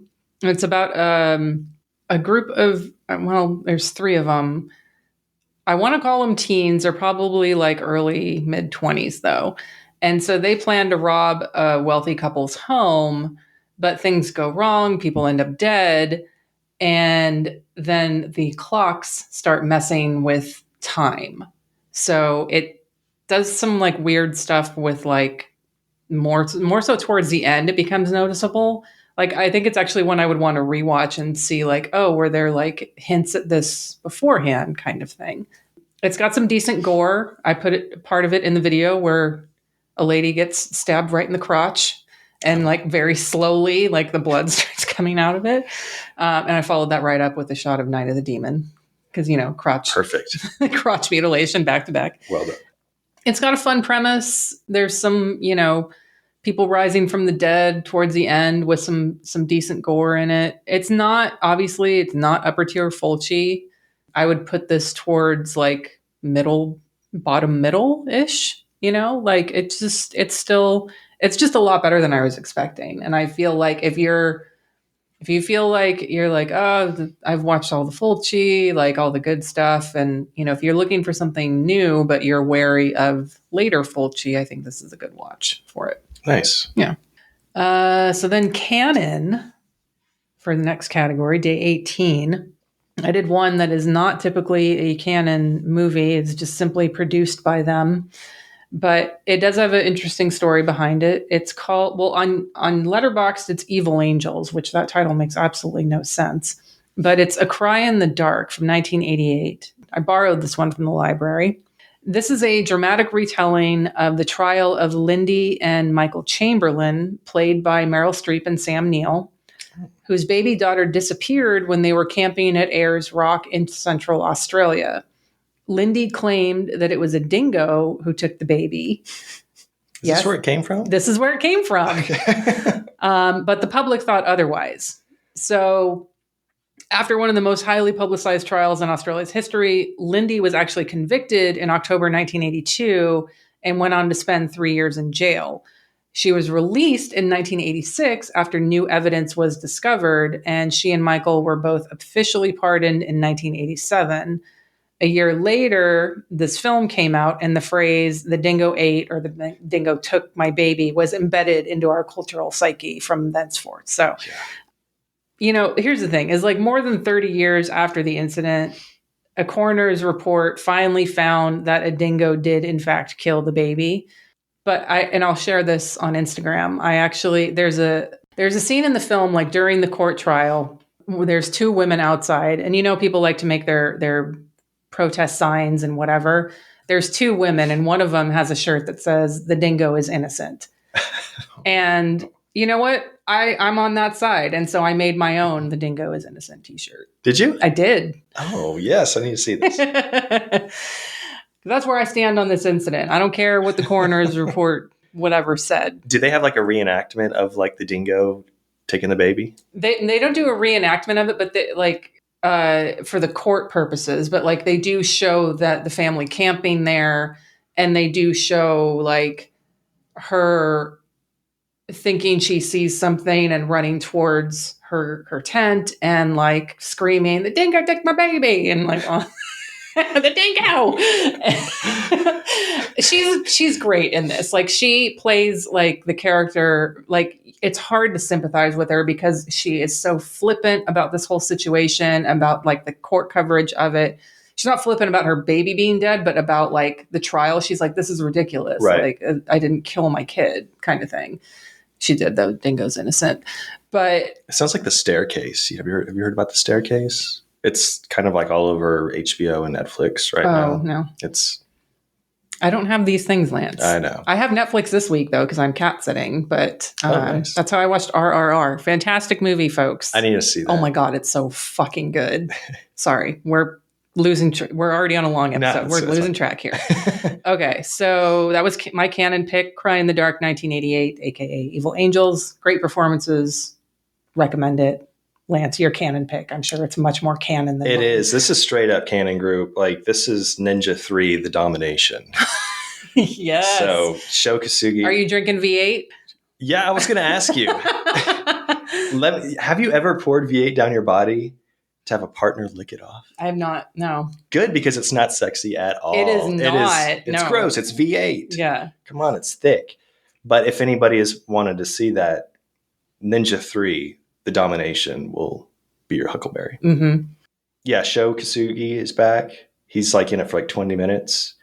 James Hong is also in it for a bit. But this is just a weird movie. Ninja possession.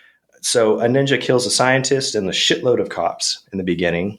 And more cops show up and shoot him about 100 times, but he escapes and transfers his conscience into a woman who then turns into a ninja to start killing off the living cops. It sounds amazing. It's a lot of fun. There's a lot of great scenes. It's probably my least favorite of the Ninja trilogy, the canon Ninja trilogy. Probably the least entertaining in my opinion. I picked Enter the Ninja, the first one last year. Yeah. Starring Franco Nero, Susan George, Christopher George. And I loved it. I think that was my favorite movie from that Junesploitation list. Then there's Revenge of the Ninja, which I had so much fun with, and then The Domination Part 3. It's still definitely canon. You feel it. It's fun. It's just fucking weird. Yeah. Some of the strangest song choices too. But yeah, this is on Amazon Prime. All three are worth it, but I've completed the canon Ninja trilogy, so I feel good about myself. You should. And then we move on to a free space. I picked Face of Evil from 1996. This is directed by Mary Lambert. Oh, okay. Starring Tracy Gold. It's the made-for-TV. Is it? Yeah. Growing Pains? Growing Tracy Pains, Gold? yeah. Okay. Carol Seaver from Growing Pains. Yeah, now I'm thinking of Night Game. Mike Seaver. Oh, God. Roy Scheider. But yeah, her name is not, Carol Seaver in this movie, but she plays this like young woman who's just infatuated with getting rich, doing whatever it takes, killing people. She kills a college student in an airport and steals her identity. So she ends up going to college as this, young lady she killed. She meets a rich student who has a lonely, wealthy father, and she starts up a relationship with him. And the dad has the coolest 90s ponytail, by the way. He's played by Perry King, who I think is in Mandingo. That sounds familiar. He's just a goofy, not a very good actor, but he's perfect in this role because he's an awkward man that's, having relations with his daughter's good friend. Yeah. But yeah, Tracy Gold, she has no fear in this. She's doing whatever it takes, fucking anybody over to kind of just get ahead. She's adding sulfuric acid to people's eye drops. Shit. Yeah. She's putting dead bodies in suitcases. She just has no fear and ruthless. It's worth the watch. Her performance, you could tell she's trying to get over, or at least trying to broaden her acting portfolio with this role.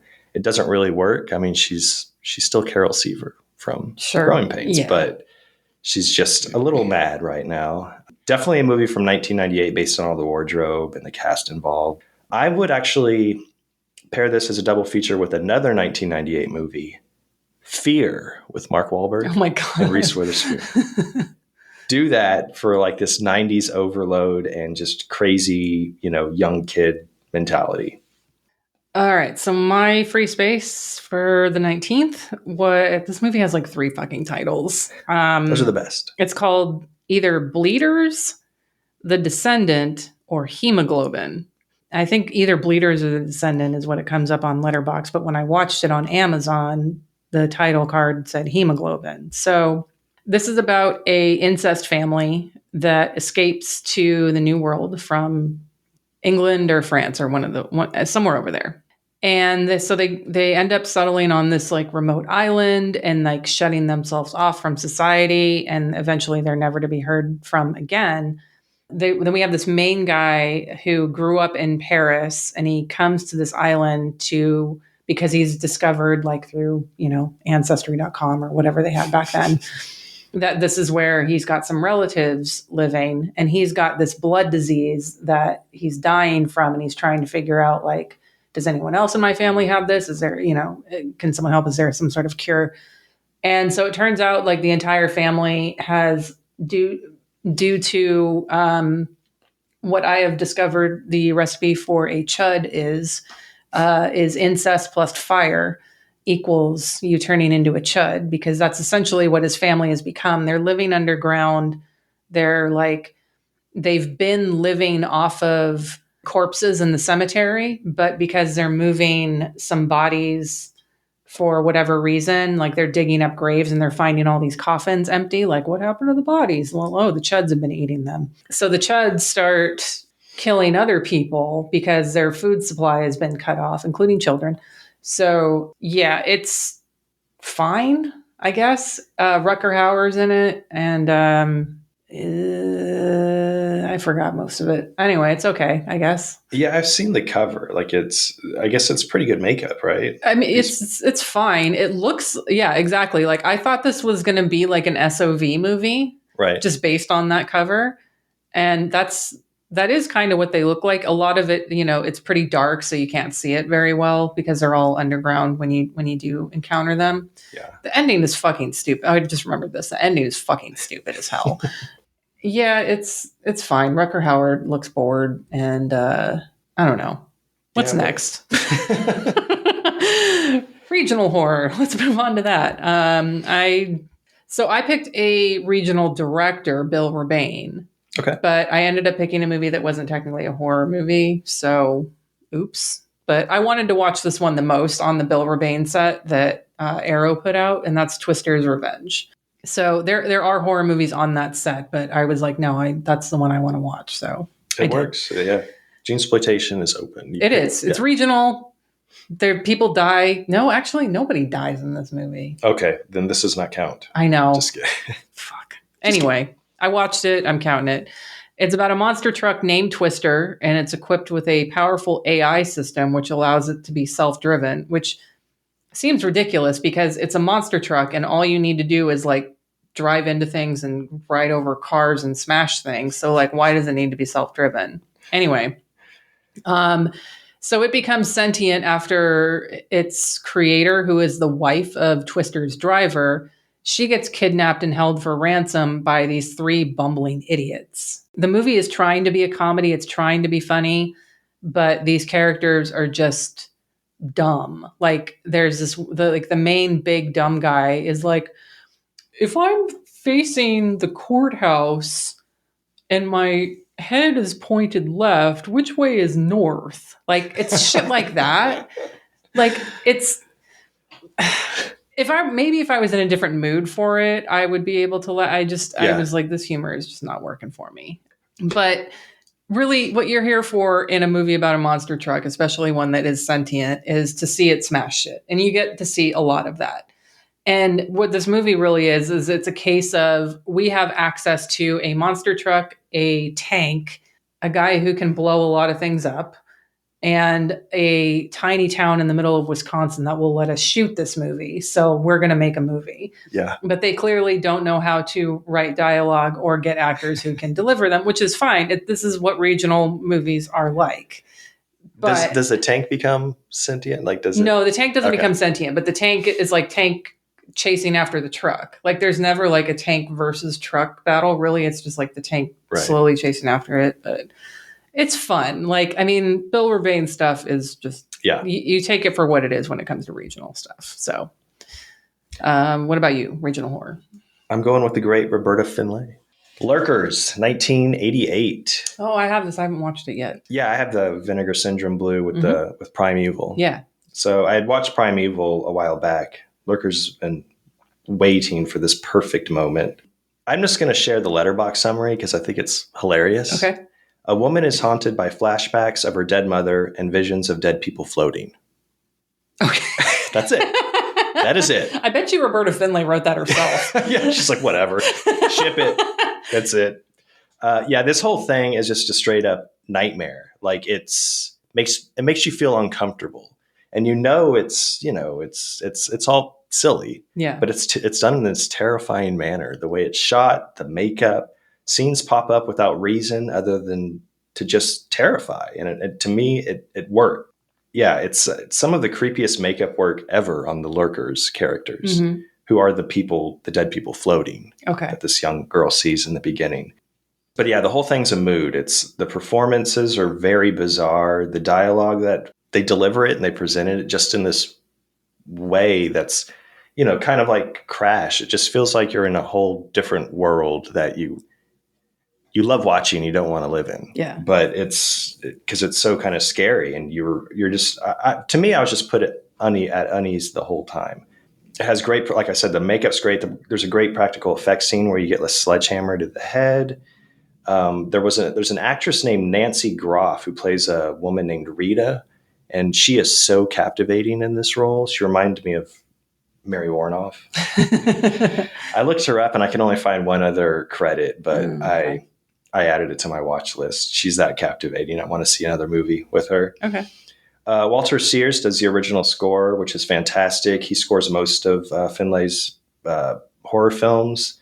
But yeah, I can't recommend this enough. This is one of my favorites of the month.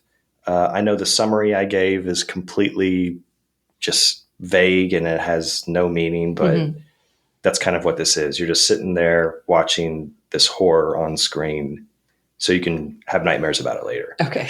And this one still has under 1,000 views on Letterboxd. Oh, okay. So I don't know. Maybe we'll do another one of hers. That sounds fun.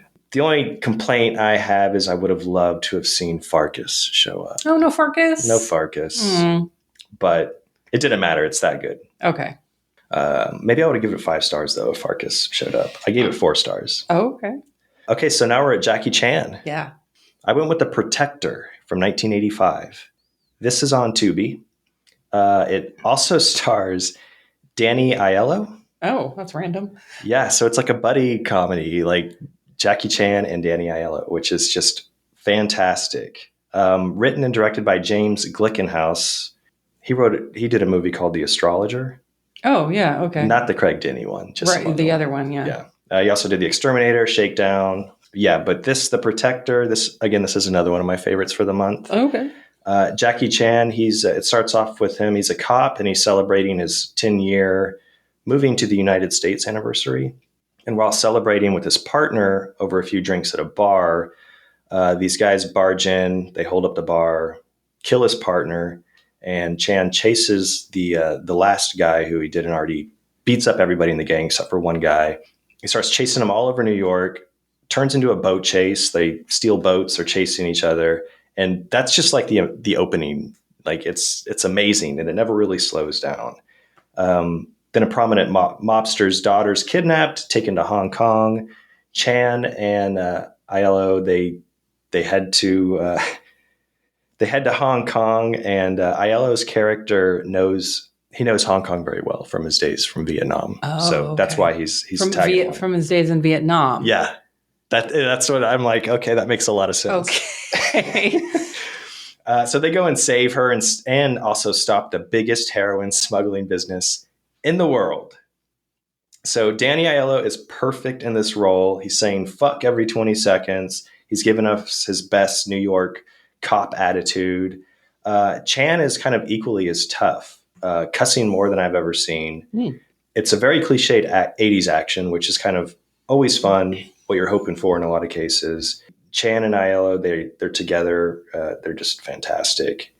Aiello is kind of caring and almost laughing at Chan's wooden performance during this. Like you can tell he's like there's scenes where, they're kind of serious and Jackie Chan will say something from the script and Danny Aiello will just kind of like laugh, like off camera, like looking over at somebody. Like you realize they're having fun, but he thinks the whole thing's kind of silly. Yeah. This is still one of Jackie Chan's he was still fairly new to English films. Mm-hmm. And it didn't sound like he was dubbed. So a lot of his scripted words, he just presents them pretty awkwardly, but it's Jackie Chan. He's so endearing, always cute to watch. I watched this thing one Sunday morning, as soon as I got up, and it was just a great way to start the day. Okay. So yeah, I feel like there should have been a dozen more Chan Aiello awkward team ups, but I'll take what I can get. And The Protector is great. So for the Jackie Chan category, I Googled child dies in Jackie Chan movie. And I found one, but it actually comes back. They saved the kid. Like it does. It is technically, well, it's fine. I'll give it an honorable mention because it does technically die. And the way it dies and the way it gets revived is interesting. So I watched Robin B. Hood from 2006. This is about, I watched it on Tubi. This is about 3 thieves. Their names are Thongs, Octopus, and Landlord. And they get a job to kidnap a baby to turn it over to the grandfather who is going to give them money for it. And then it turns into a comedy, a 3 men and a baby situation. There's a scene of Jackie Chan faux breastfeeding the baby. And they showed an outtake of them putting honey on Jackie Chan's nipple to get the baby to actually suck on his nipple. It's not like a fake. No, it's his nipple. Yeah.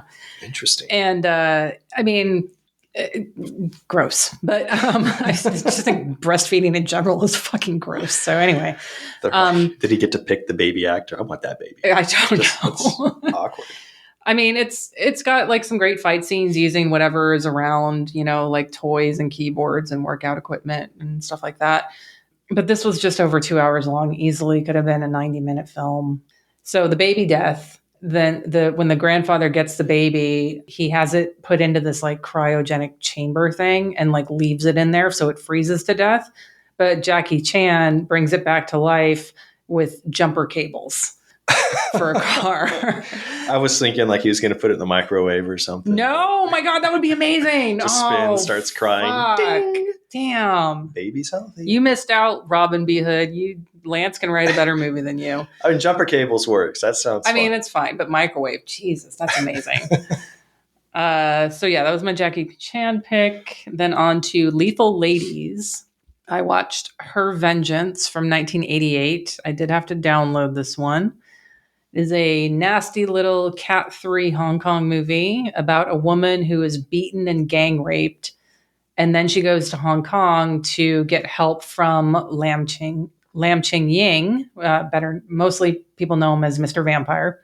And he's going to help her get vengeance. So this has an extremely brutal sexual assault scene. And the revenge itself is pretty realistic because, you know, she's not some like trained martial artist going up against these guys and like kicking their ass. Like, it's realistic in that she's like just using whatever she can around her and like setting up. There's like an ending scene with like her setting up a bunch of booby traps with Ching Ying to try to like take them down, and they don't go down easily because she's like a tiny woman. And right. So yeah. I mean, trigger warning for the sexual assault part for these, but like it's a good revenge flick. I think I liked it because it's a little bit more realistic and it's not just like, okay, I'm going to do like this training montage and learn how to like kick the shit out of people in like a month and then start killing them one by one. Like it's a lot more realistic than that. There's a scene where Lam Ching Ying, he's in a wheelchair. He's lost the bottom half of his legs and he's like fighting a bunch of these guys in a bar after they're picking on someone. And it's great. Like, and like, there's another part where like, he's teaching her how to set up booby traps or whatever, and he's just like a master on the wheelchair. Like he's like spinning around and doing all these tricks. Like is he like picking himself out of the wheelchair and doing like spins? Not like he's spinning the wheelchair itself and like doing all these tricks and stuff. It's fun. Like for that respect, I'm pretty good in a wheelchair. I could do stuff like that. Are you? Okay. I'm serious. Are you as good? You're better than Franco Nero at nunchucks, and now you're better in a wheelchair than Lam Ching Ying. I can't say that. I haven't seen the movie. Okay. I can't, but I am better than Franco Nero at nunchucks. Okay. Fair. Everybody is. I'm going to say that. I mean, now. Sure. Yeah.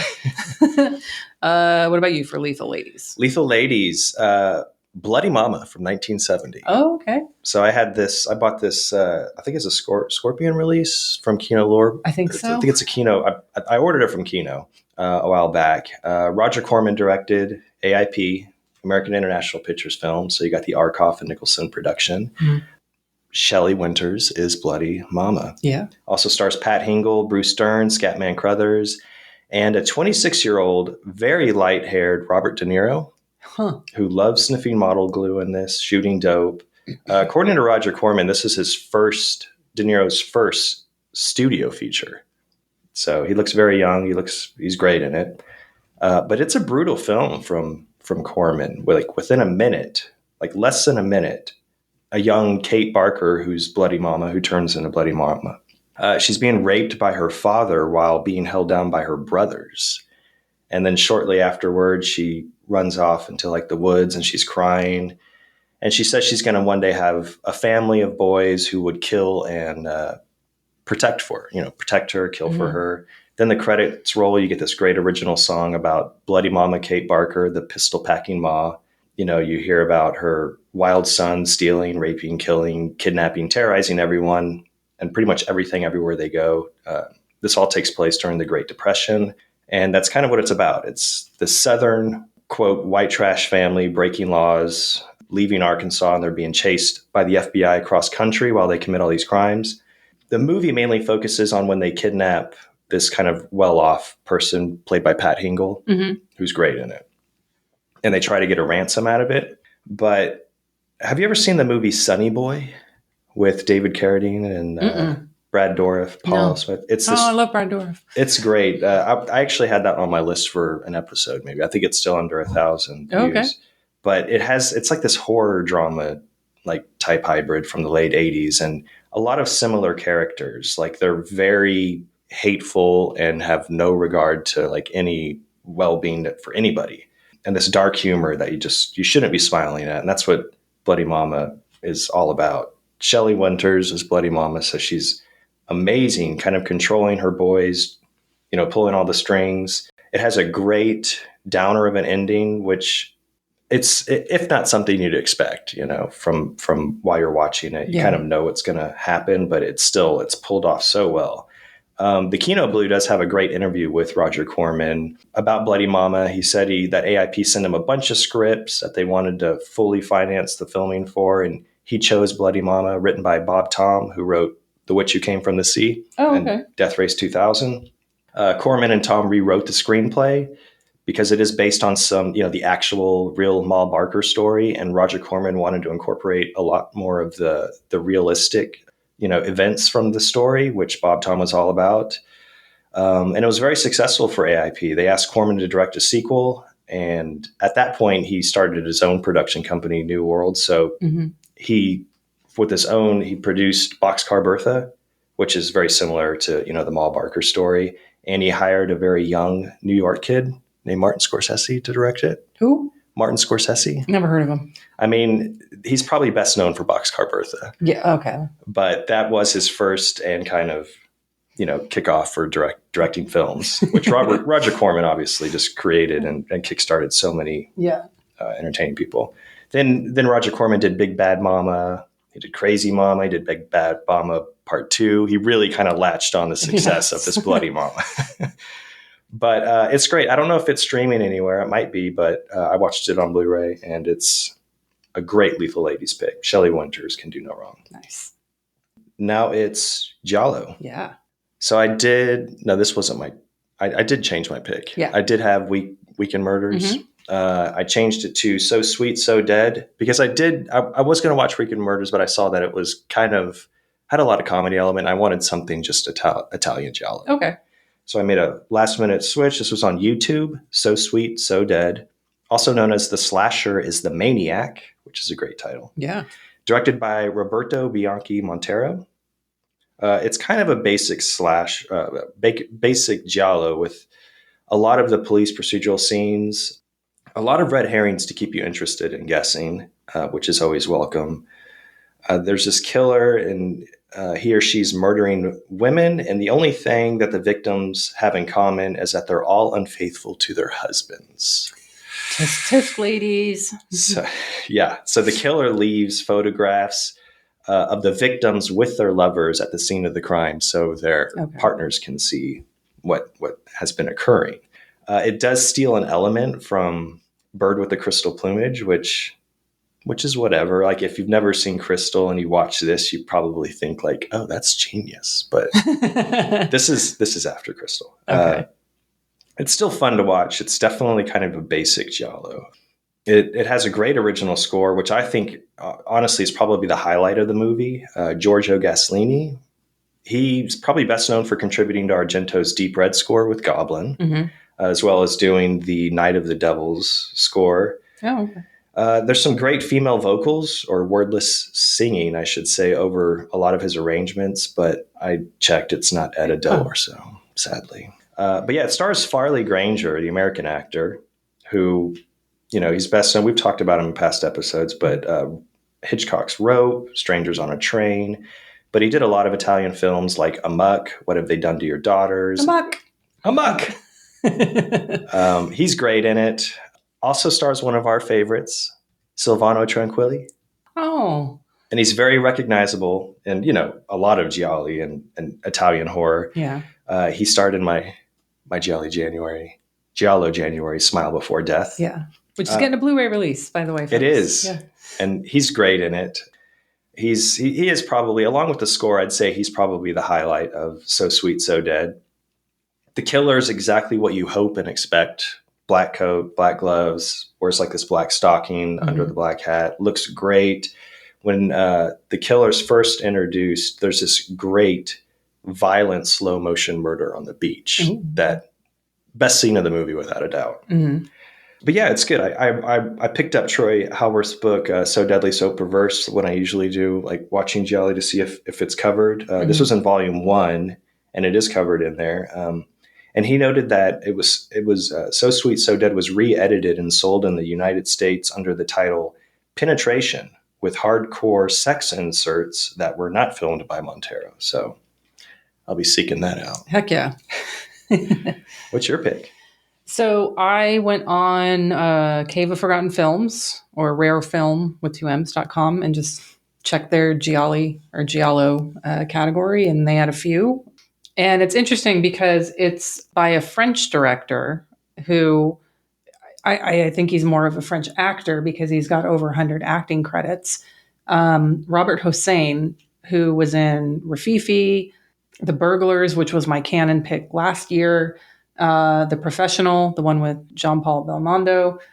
But yeah, he directed a few films. This was one of them. There's one that I really want to watch that he directed called The Vampire of Dusseldorf, which I haven't been able to track down yet. I'm going to get to that one. But anyway, so the film that I watched that he directed is called Marked Eyes from 1964. It's a French-Italian co-production, and it's a murder mystery set in an Alpine village. So it starts with one murder.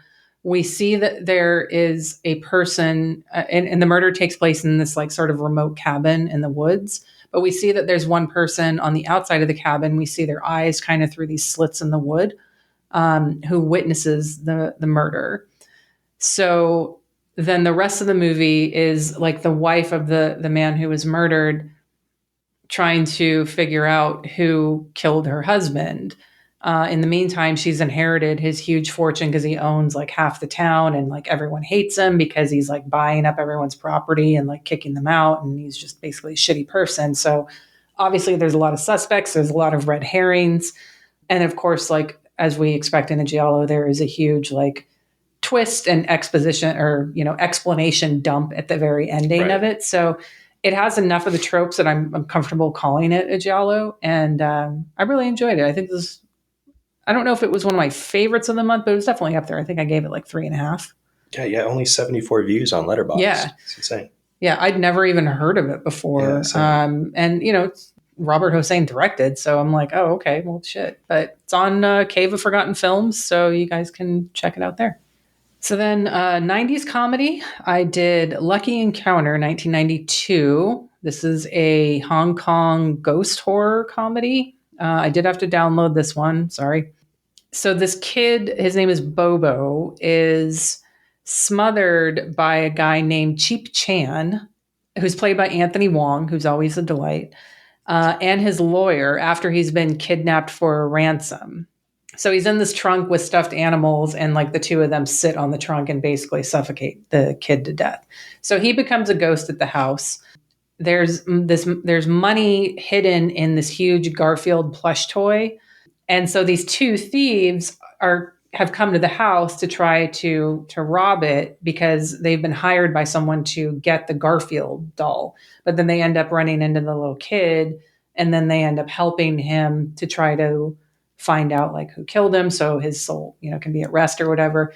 It's a cute, fun Hong Kong comedy. I like these movies. Like when it comes to horror comedy, I know there's like this big thing going on around right now because some idiot posted something about like hot take horror comedies don't work or whatever. And it's like, okay, no, like and this is coming from someone who doesn't like this subgenre. Right. Like there are absolutely films that work. Reanimator, Return of the Living Dead, and like so many others. But like horror, like Hong Kong horror ghost comedies work the most for me, like more consistently. Right. So I had a lot of fun with this one. I hope I know like a lot of labels are starting to release a lot more Hong Kong movies. So I hope like more stuff like this gets put out. Nice. So my 90s comedy is definitely more just stupid 90s comedy. Okay. Invisible Mom from 1996. Okay. And it's, the director, Fred Olen Ray, you know it's going to be, what you're getting. It's going to be dumb.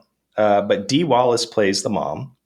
Russ Tamblyn, who I love, plays an asshole boss. Christopher Stone is also in this. That was Steve Wallace's real-life husband before he passed. but I knew what I was getting into. I saw the director. Just look at the title. You know what to expect. Yeah. And you could probably guess the plot, in the first few minutes. The dad involved is an inventor. He creates an invisible formula, tests it on the family dog. The son really misses the dog. The mom accidentally drinks the formula. When she drinks the formula, it gets weird. Okay. And also the dad's boss wants to take credit for the formula. Mm. It has a very Honey, I Shrunk the Kids comedic feel. Okay. It's a 1996 comedy, but to me it feels like, it could have been made in the 80s. I don't agree, which in most cases with the star rating on Letterboxd, it's sitting at 2.5 stars. I think it lives up to its title. Okay, Invisible Mom, directed by Fred Olen Ray. It's stupid, but the cast is just fully committed. And whenever Dee Wallace is playing a mom, it's a guaranteed solid performance. Yeah. I would say I think she's great in everything, but Invisible Mom is kind of Russ Tamblin's.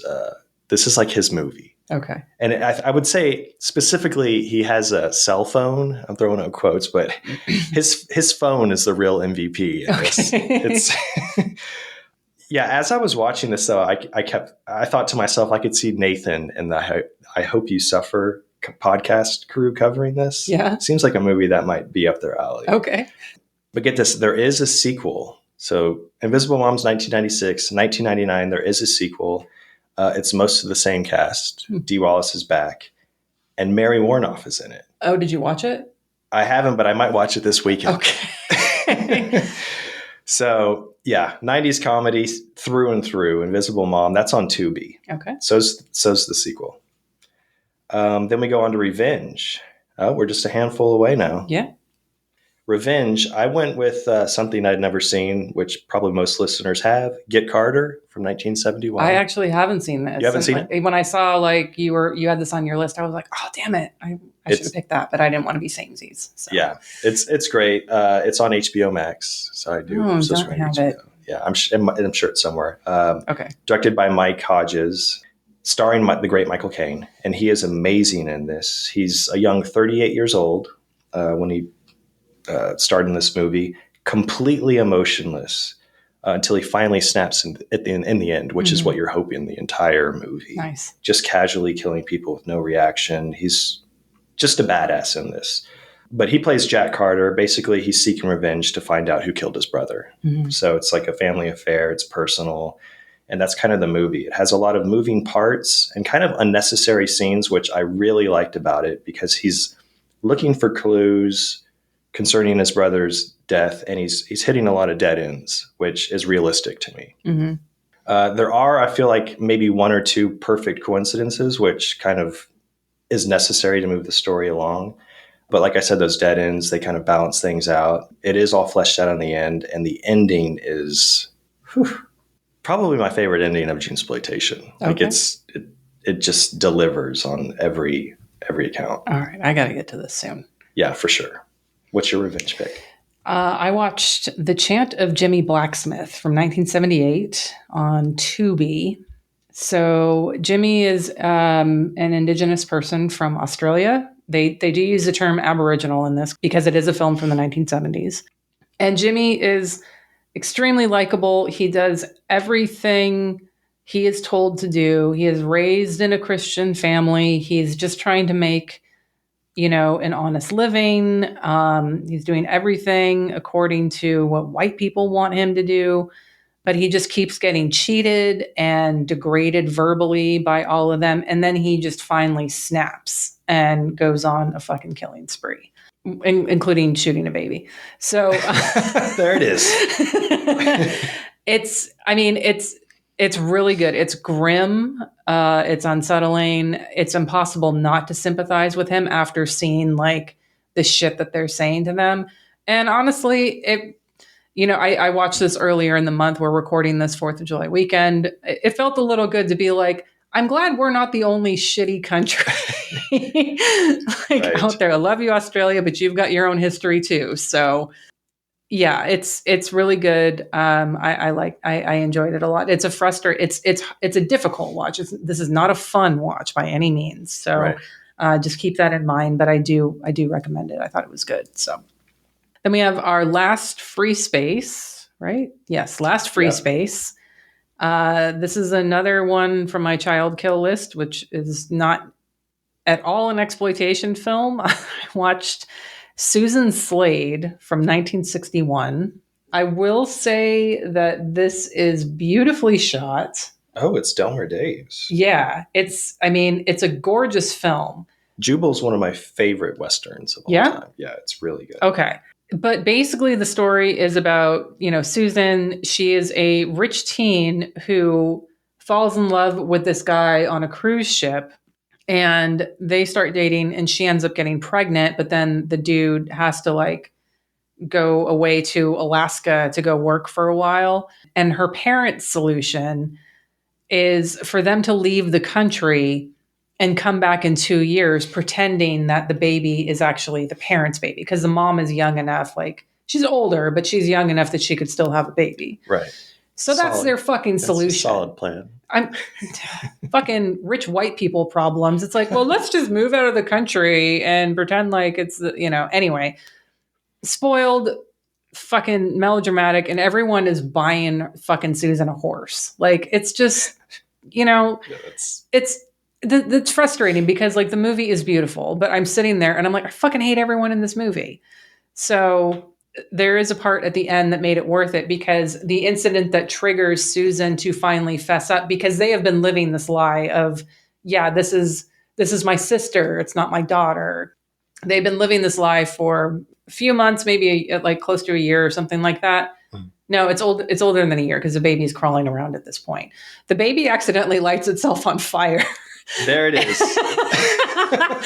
It has to be taken to the hospital, but only the mother is allowed to come in and visit. And Susan is no, I need to go in and see my baby. And so she finally fesses up. Oh. So the baby doesn't die, but they show the baby on fire on the floor for a hot minute. And so I'm is it slowly crawling? No, it doesn't move. It's just laying on the ground on fire. And I'm just oh my God, baby on fire. And, but it's not dead, but it's fine. Another honorable mention. But yeah, so I would recommend it for the cinematography, but don't expect to come out liking anybody in this fucking movie.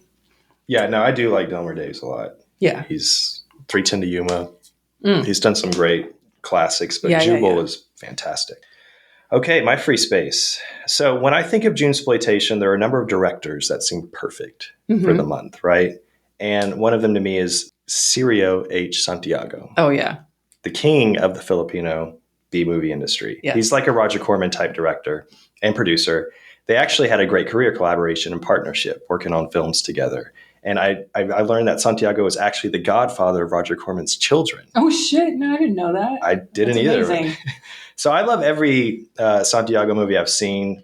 The Mothers, TNT Jackson, Wheels of Fire. Most of those I actually included in past Junesploitation picks. The Mothers was Lethal Ladies. Wheels of Fire was Cars.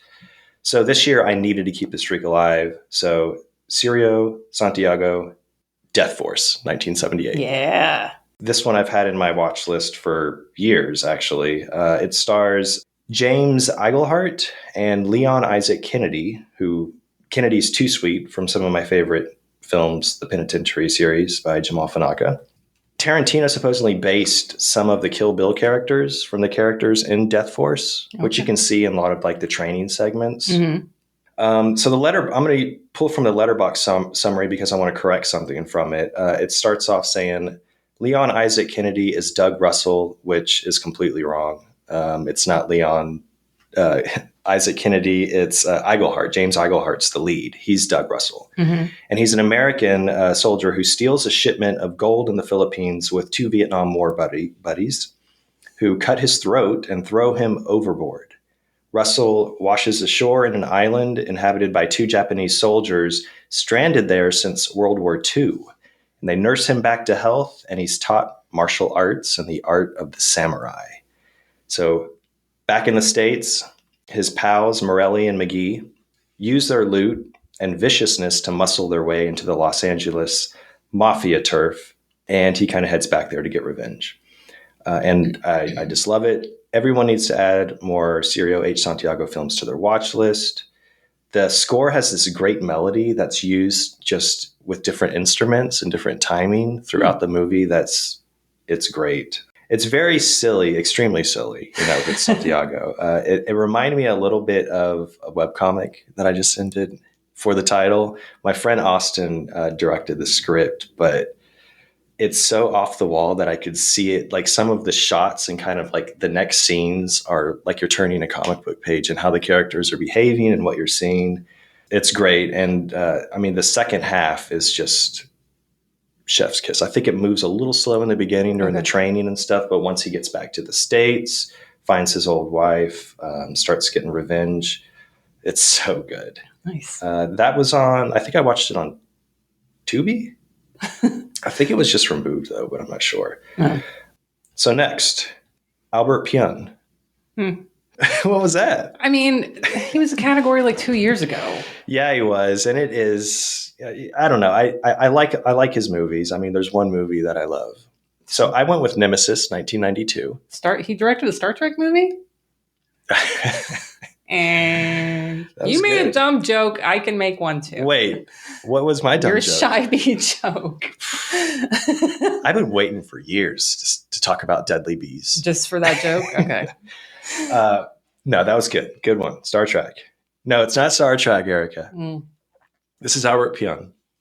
So this was a change. My initial pick was, I had Crazy Six picked, a 1997 film starring Rob Lowe, Mario Van Peebles, Ice-T, Burt Reynolds. Sounded cool, but I read some of the reviews and I felt like I was missing something on my Junesploitation watch list. Okay. I really needed some Tim Thomerson. Of course. It just felt wrong. So I switched to Nemesis. Tim Thomerson's in it. I realized Nemesis was filmed and released in 1992, same year as Doll Man, which is another Albert Pyun masterpiece. So I knew Thomerson was going to be in his element, delivering on all cylinders, making, a perfect watch viewing experience. I was in good hands. But the lead in Nemesis is Olivier Gruner. So he plays a cyborg cop who is struggling with his humanity. To me, Gruner's like a French Peter Weller or even Jeffrey Combs character, the way he looks and presents himself. Very strange actor. But in the movie, he starts off 86.5% human. And the movie starts in Los Angeles, 2027. The story spans over a few years, and he keeps getting blown apart and becoming more machine than man as the police force keep putting him back together to do all these jobs for him. Okay. It's like a total RoboCop Blade Runner hybrid ripoff. But this movie Nemesis has a lot of strong female characters, which is cool to see. Most of them are way more interesting than the male characters, except for Tim Thomerson. Of course. And the script was actually written by a woman, Rebecca Charles, which was cool to see. All on her own, no co-writers. So I really like this. There are 4 more Nemesis movies out there, though. I can see what's going to happen for the next 4 Junesploitations now. Yeah, Pyun wrote and directed parts 2, 3, and 4, and Thomerson pops up in part 3. So I will likely at least get to part 3. Okay. Nemesis 3 Time Lapse. And Rebecca Charles also co-wrote part 3. So it should be good because I really enjoyed part 1. I can tell you right now, Nemesis 5, the new model that came out in 2017, I will not be watching that. Pyun's not involved. It looks pretty terrible. Okay. But all of these are on Tubi, except I didn't see part 4 was on there. So I'll probably end at 3. Okay. What's your pick? Your Pyun? I did Kickboxer 2, The Road Back. Now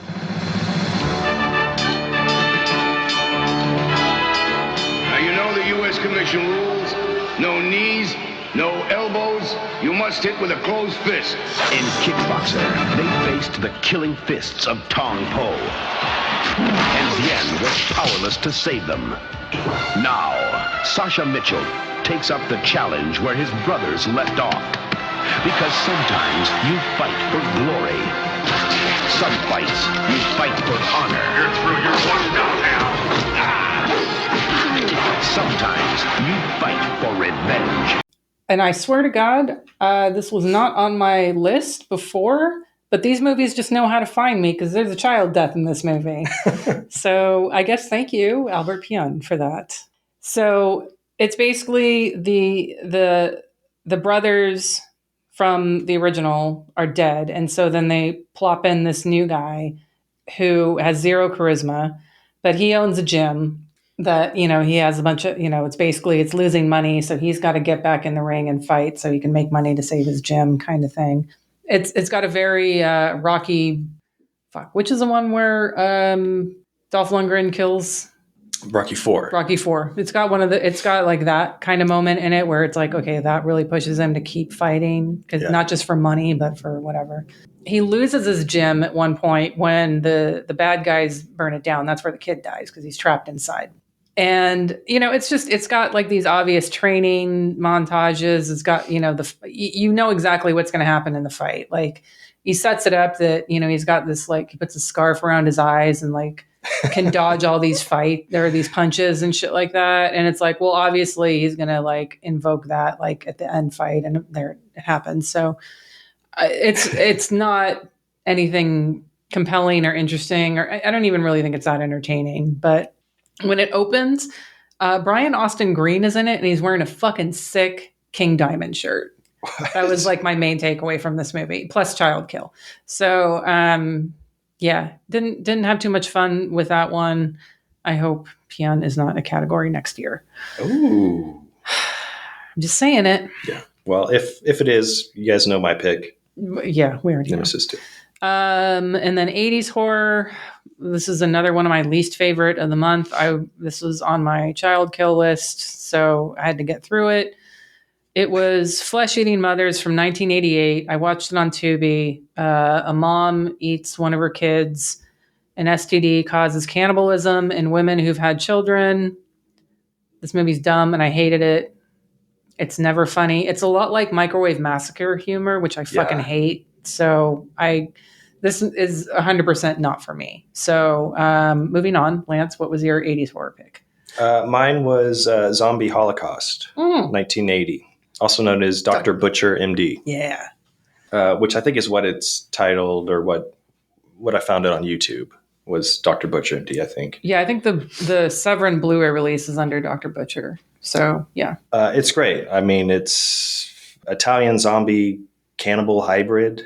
The first hour is all about cannibalism, and then boom, you get fucking zombies popping up and moaning and grunting, scaring off the island of cannibals. It's very clumsy, incredibly endearing, something that Ted V. Michaels might have no issue calling trash. Because we all know how much he hates that term. Yeah. I loved it. I love this shit. Yeah, that's all I got about it. Find it on YouTube. Yeah, it's just, it fits perfectly in like that era of Italian horror. Just, if you haven't seen it, watch it. It's great. For sure. Now, next we have, two more days. Oh, yeah. Sword and Sorcery. Mine's on Tubi. I went with Barbarian Queen from 1985. Okay. Directed by Hector Oliveira. This is a Roger Corman production, but the Barbarian Queen is named Amathea, played by Lana Clarkson. And she's preparing for her wedding night when the people of her village are all killed and her husband-to-be is kidnapped. And she basically goes after the kidnappers to save the day. So I really loved kind of how the roles are reversed for movies like this. It's the women kicking ass, saving the men. So I really enjoyed that. All the women in the cast are totally selling their roles, really into it. Lana Clarkson is, I think, amazing as the Barbarian Queen. And actress Kat Shea is great in this too. The fight scenes are very clumsy. The choreograph is pretty terrible, but the women's facial reactions and their acting just sell it. It's like, okay, they're really fighting. Like, they're really putting their heart into this. It's a 1980s sword and sorcery movie Roger Corman produced. So it's all very rapey. There's a lot of rape going involved. Yeah. A lot of dudes ripping off girls' clothes, and they continue to fight naked. A character gets raped in the first 30 seconds of the movie. It's like, Bloody Mama, but it's Roger Corman had something going in the 80s while he was making these movies. A village is attacked in the first 5 minutes as well. When they're preparing for the wedding, some children are killed by swords. So, Barbarian Queen. Add that to your list. Okay. But yeah, I mean, I enjoyed it. By the time you just start, getting sick of it, it's over. It's like 72 minutes long. Okay. Yeah. You could do a lot worse with the sword and sandal genre. Christopher Young did the original score. Really? Yeah. And Wow. get this, there's a sequel, and he did the score for that as well. So I will probably watch the sequel at some point. Okay. Lana Clarkson is back as the Barbarian Queen in that. Both are on Tubi. So my sword and sorcery pick was Tarkan and the Blood of the Vikings from 1971. This is another one I had to download. This was on my child kill list. This is a Turkish sword and sandal film. There's another one of these. I think this is the sequel to it.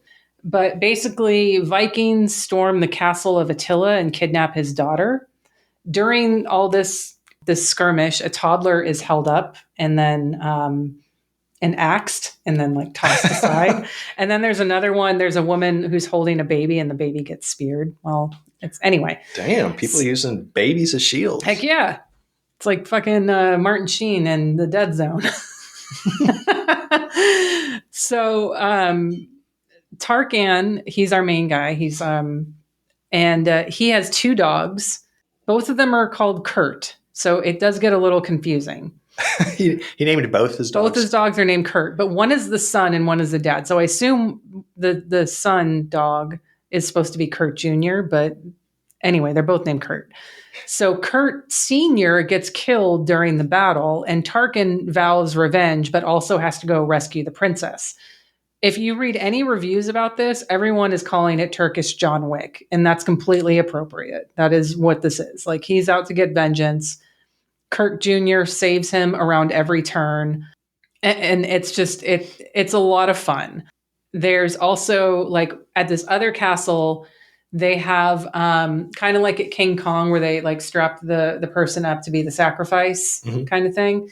They do that, but right at the shoreline, and then a giant squid comes up to kill those people. But when I say giant squid, I am talking about a 1970s Turkish movie. So you need to think more along the lines of Bill Grafay's Sting of Death. Yes. When I mention this giant squid. And they use it so much. They use it at least 3 or 4 times. They were like, we made this, we're proud of it, we're putting it in there. So good for them. Love it. That's kind of hinted on the poster on Letterboxd. Yeah. Well, I mean, I'm sure it doesn't look like that at all. It looks better than that. Really? I mean, in my affection for Bill Grafay and that type of effect, they're created monsters, Love it. But yeah, a lot of fun. There's outstanding mustaches in this. There are bath rug loincloths in this. Yes. I mean, they're like pink, purple, blue, all, pastel bath rug loincloths. It's they fantastic. Cleared out Bed Bath & Beyond. It's amazing. A lot of fun. Definitely recommend. Tarkan and the Blood Sword of the Vikings from 1971. Oh my God, that brings us to our last category. Oh. Woo, direct-to-video. And I didn't end very well because I watched. Oh. I know, it's okay. I started bad, I ended bad, but everything in the middle, well, not everything. Fuck you, flesh-eating mothers. Most of what I watched was great. But I watched another movie that was on my list called Strange Things Happen at Sundown from 2003. It's a vampire shot on video film. It is 2 hours and 18 fucking minutes long. Wow. It has a child death, I assume. Yep, okay. It does. So it basically follows these stereotypical Italian vampires. They're like, hey, forget about it. Those kind of guys. A couple who stole money from the Italian vampires. They have a fight when the male vampire in the couple kills a baby. Because she's like, well, how could you do that? And he's like, what? I was hungry. I get it. And then there's a hitman vampire called the Reaper who's hired to track them down and kill the couple because they stole from him. There's lots of blood, but not really any gore. I mentioned already, it's way too fucking long. There's this unnecessary subplot about weed laced with vampire blood in order to create this sort of slave race of vampires. The couple who stole from the Italians, they kidnap a woman because they're going to save her for food later. And she's like this Christ loving Bible thumper who tries to convert the woman and seems to be working on her. But it's, this was tedious to say the very least to get through. That's a long run time. Yeah. I mean, I know you have your rule about comedies in 90 minutes. The same thing really needs to apply to SOV unless you're really fucking bringing it and delivering. And this is not OROF. This is not allowed to be over 90 minutes, and it's fucking 2 hours and 18 minutes, and just no. So Lance, bring us home with something better. Okay, direct to video. Again, this is another director actor that I think of exploitation, Fred Williamson. Hell yeah. So this movie's called 3 Days to a Kill. It's on YouTube, directed by and starring Fred Williamson. It's one of his Po' Boy productions, and I love every Po' Boy production movie of his. So it's a fun cast to begin with. Chuck Connors is in it. This is actually his last film. Bo Svensson. Henry Silva plays a drug lord named Perez. I love Henry Silva. And of course, we have Fred Williamson. Every star, as you can guess, in this is pretty much over 50, some pushing 70, some pushing 80. But the cast is just great. Williamson and Svensson are in a lot of Po' Boy production movies together, and their relationship and their banter is just fucking hilarious. You can tell they're freestyling most of the script. But yeah, these Po' Boy productions are all pretty much the same plot. It's just Fred Williamson. He's some sort of cop or some sort of hitman. He's either named Dakota or Dak in all these movies, or Cal. He's Cal in 3 Days to a Kill. All these movies feel like they're made for a month-long event, like Junesploitation to me. Extremely DIY. These are direct-to-video.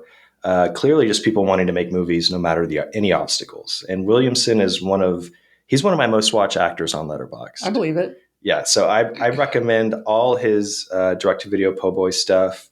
One Down, Two to Go, The Big Score, Mean Johnny Burrows, Night Vision. A lot of, like I said, a lot of those movies have Bo Svensson in it. A lot of them have Gary Busey in it. He uses a lot of the same cast members. It's so many choices, so much fun. Add them to your Junesploitation list or just watch them right now. But yeah, 3 Days to a Kill was the perfect way to close out the month. Nice. Good stuff. We did it. Whew. That was a journey. That was a marathon, but I feel good. Yeah. Let's cover another 60 movies right now. Jesus, I'm sweating. What were some of your favorites of the month? Just to recap.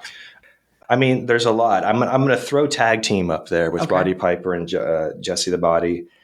It's not a movie, but it was one of my favorite viewing experiences. The Long Hair of Death, P.D. Wheatstraw and Lurkers were definitely my favorites. Okay. I liked The Hired Hand, Jackie Chan's Protector. Probably the most well-made and rounded movie was Get Carter. Yeah. I'm going to throw in 3 Days to a Kill. Okay, fine. What are your top? Gran Bolito, Shelley Winters killed it. The Master Touch, great car chase. Lucky Encounter, Hong Kong horror comedy. Tarkan and the Blood and the Vikings, just Turkish John Wick. I mean, if you're not in just after that, then who are you?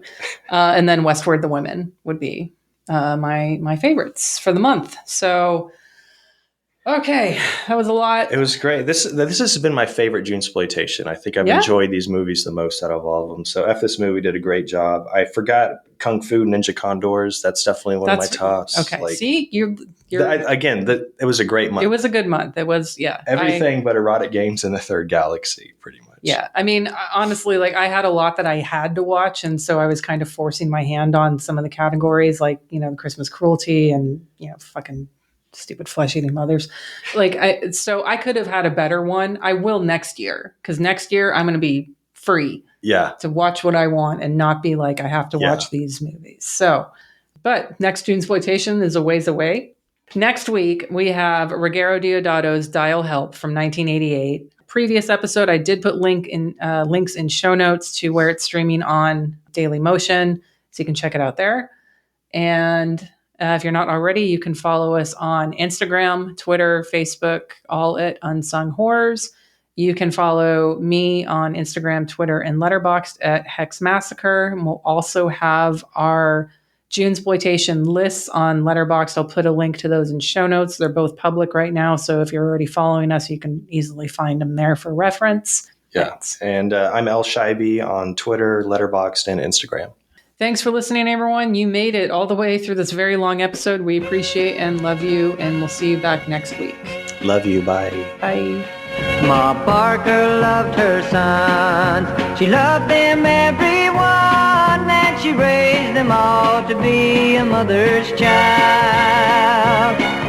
She took them from their paw, was down towards Arkansas, bloody mama, and her sons were going wild.